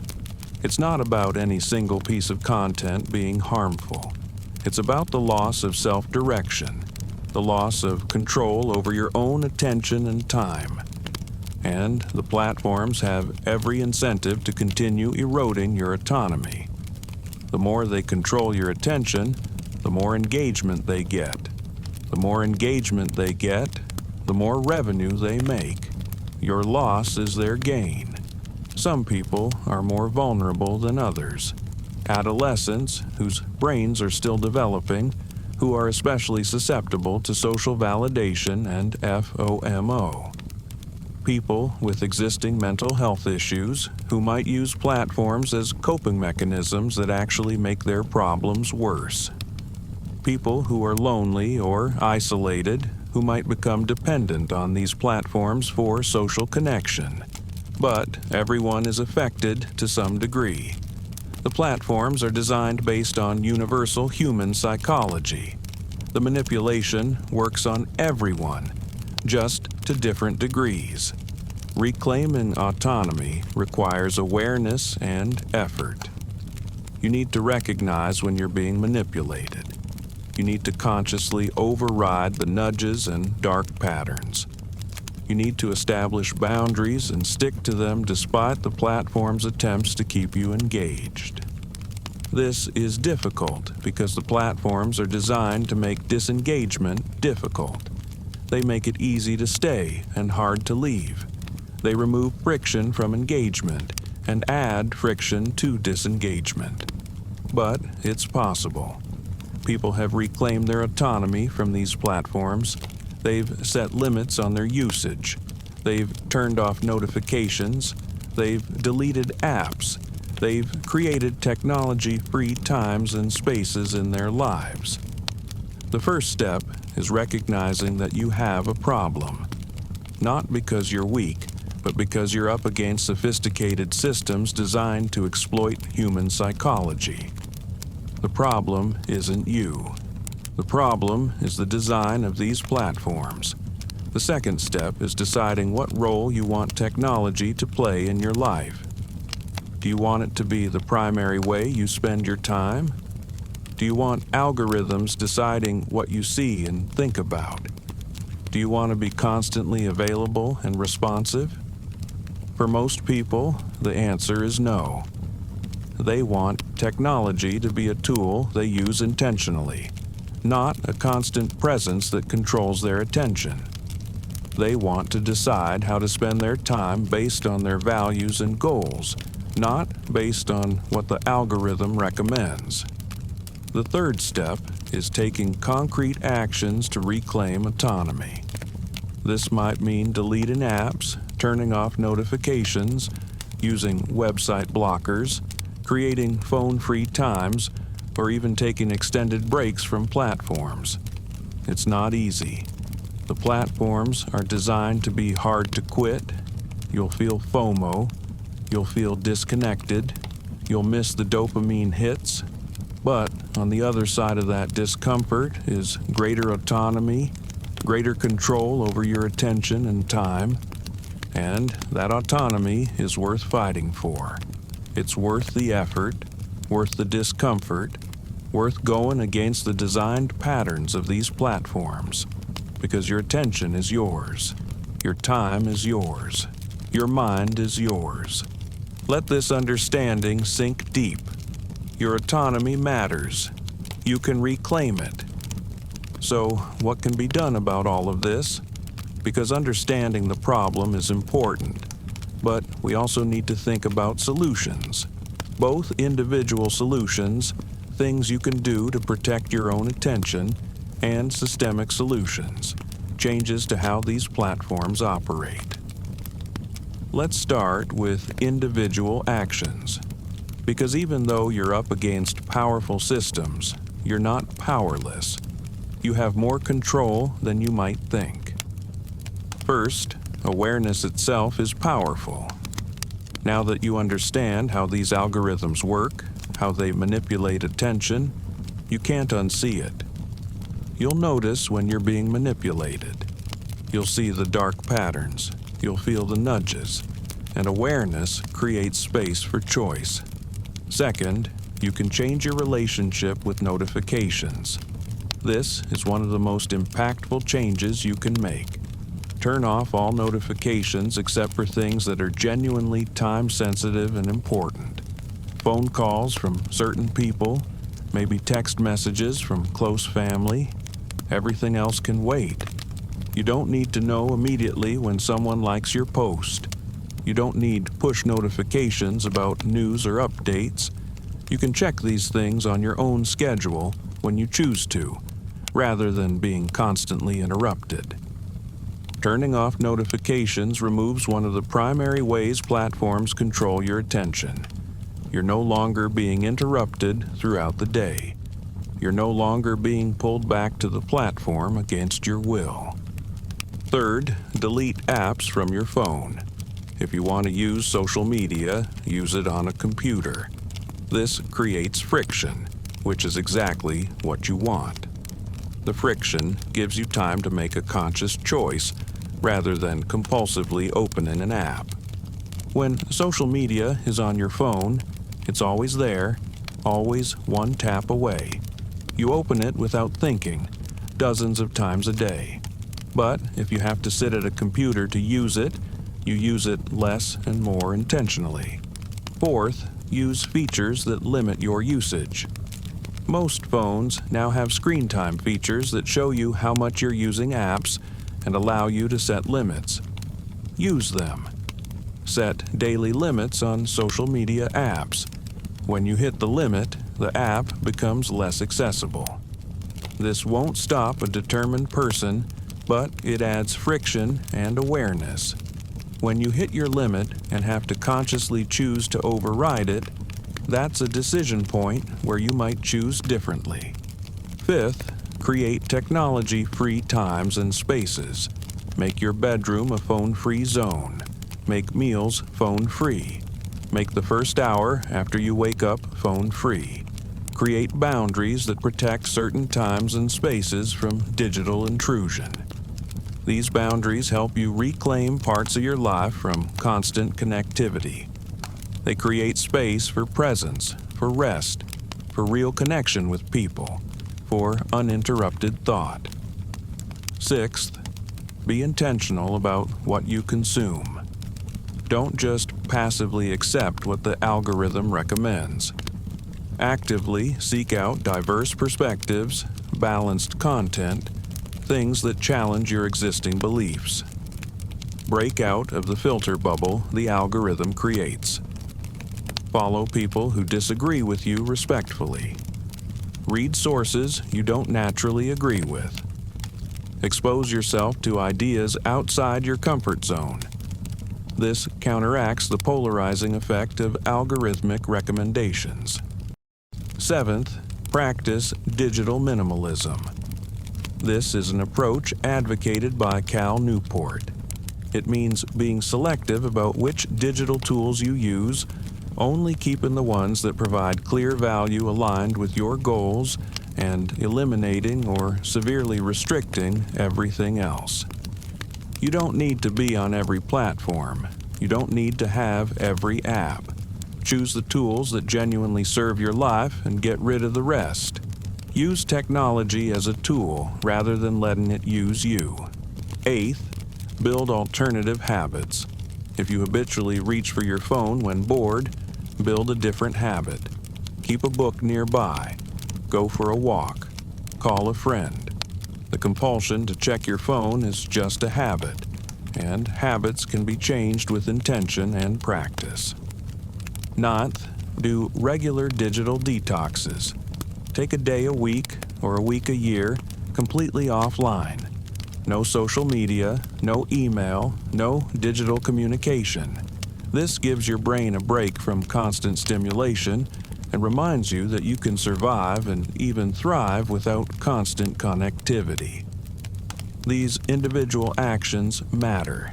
They work. People who implement these strategies consistently report feeling more in control, less anxious, more present, more satisfied with their lives. But individual action alone isn't enough. We also need systemic changes to how these platforms operate. Because as long as the business model is based on attention extraction and data harvesting, as long as engagement is the metric that matters, the platforms will continue to design for manipulation. What might systemic changes look like? Let's explore some possibilities. First, regulatory frameworks that protect attention and autonomy. Just as we have consumer protection laws that prevent deceptive advertising, we could have digital protection laws that prevent manipulative design. These laws might ban certain dark patterns, require that defaults respect user autonomy rather than maximize engagement, require transparency about how algorithms work and what data they collect, give users meaningful control over their experience. Second, alternative business models. The attention economy is the problem. If platforms didn't make money from keeping you engaged, they wouldn't be incentivized to manipulate your attention. What if platforms were subscription-based instead of advertising-based? Users pay a monthly fee, and in return, the platform doesn't surveil them, doesn't manipulate them, doesn't optimize for engagement. The platform's incentive becomes making a service valuable enough that users will pay for it, rather than maximizing attention. Some platforms are experimenting with this model. They're small compared to the giants, but they exist, and they demonstrate that different approaches are possible. Third, algorithmic transparency and control. Platforms could be required to explain how their algorithms work, what factors they consider, why you're seeing particular content, and users could be given control over these factors. Imagine if you could say, "I want my feed to show me diverse perspectives," or "I want content from sources that are generally accurate," or "I don't want content designed to provoke outrage." The algorithm could still recommend content, but based on criteria you set rather than just engagement. Fourth, data minimization and privacy protections. Platforms could be required to collect only the data necessary for basic functionality, to delete data after a certain period, to give users real control over their data, including the ability to export it and delete it completely. This would reduce the power of surveillance capitalism. If platforms can't collect and indefinitely retain detailed behavioral data, they can't build the kinds of predictive profiles that enable such effective manipulation.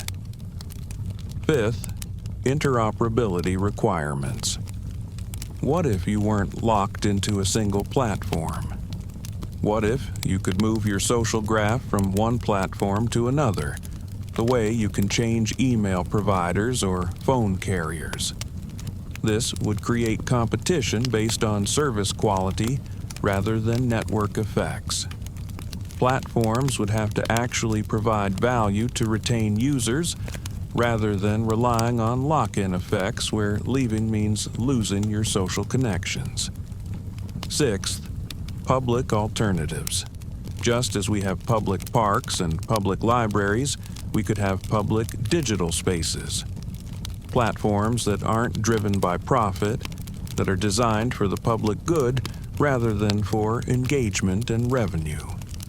These platforms could prioritize truth over engagement, diversity over polarization, user well-being over user addiction.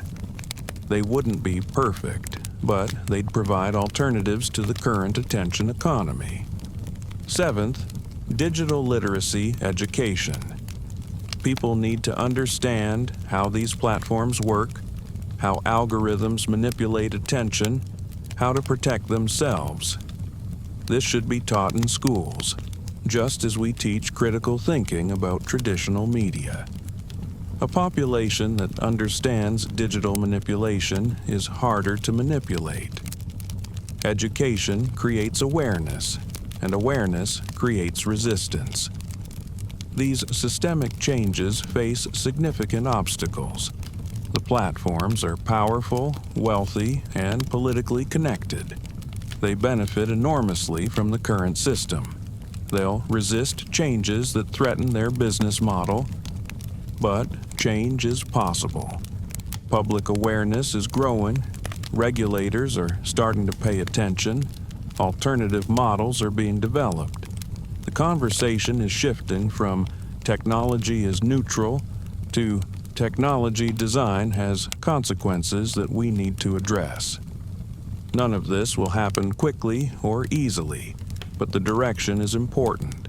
We need to move toward a digital environment that respects human autonomy, that prioritizes well-being over engagement, that serves people rather than extracting value from them.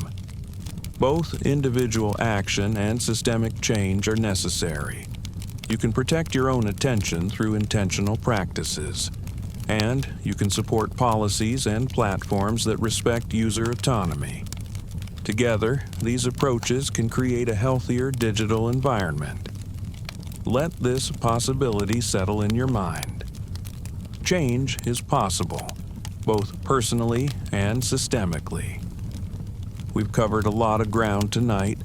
We've explored how algorithms work, why they're designed to manipulate attention, the psychological principles they exploit, the dark patterns they use, the erosion of autonomy they cause, and what can be done about it. This is a lot to absorb, and it can feel overwhelming. You might feel manipulated, even violated, to understand the extent to which your attention is being controlled by algorithms you don't understand, designed by companies whose interests aren't aligned with yours. That's a valid response. You should feel somewhat unsettled by this information, because it is unsettling. The reality of algorithmic manipulation is uncomfortable, but I want to leave you with hope, not despair, because understanding is the first step toward change. Now that you see how these systems work, you can't unsee it, and that awareness gives you power. You're not helpless. You're not powerless. These systems are designed to exploit human psychology, yes, but humans are also capable of recognizing exploitation and resisting it. Awareness creates the possibility of choice, and choice creates the possibility of change. Your attention is yours. Not Facebook's, not YouTube's, not TikTok's. Yours. These platforms have temporarily captured your attention through sophisticated design and manipulation. But you can reclaim it. You can decide what deserves your attention. You can decide how to spend your time. You can decide what kind of information diet you want. You can decide what role technology plays in your life. This requires effort. It requires going against the designed patterns of these platforms. It requires tolerating some discomfort, some FOMO, some social pressure. It's not easy, but it's worth it. On the other side of this effort is freedom. Freedom from compulsive phone checking, freedom from algorithmic manipulation, Freedom to direct your own attention toward things that matter to you. Freedom to read a book without interruption. Freedom to be fully present with people you love. Freedom to let your mind wander and generate creative thoughts. Freedom to pursue long-term goals without constant distraction. This freedom is available to you. It requires reclaiming your attention from the systems designed to capture it. It requires setting boundaries with technology. It requires being intentional rather than reactive. It also requires compassion for yourself. You're not weak for being affected by these systems. You're human. These systems were designed by teams of experts specifically to exploit human psychology. Everyone is affected. Recognizing that you have a problem is the first step, not a sign of failure. And remember that this isn't about rejecting technology entirely. Technology can be wonderful. It connects us with distant friends and family. It provides access to information and opportunities. It enables creativity and collaboration. The problem isn't technology itself. The problem is how some technology is designed and deployed. You can have the benefits of technology without the manipulation. You can use digital tools intentionally, on your own terms, in ways that serve your life rather than extracting value from you. This requires being selective. Not every platform deserves your participation. Not every app deserves a place on your phone. Not every notification deserves your immediate attention. You get to choose what serves you and what doesn't.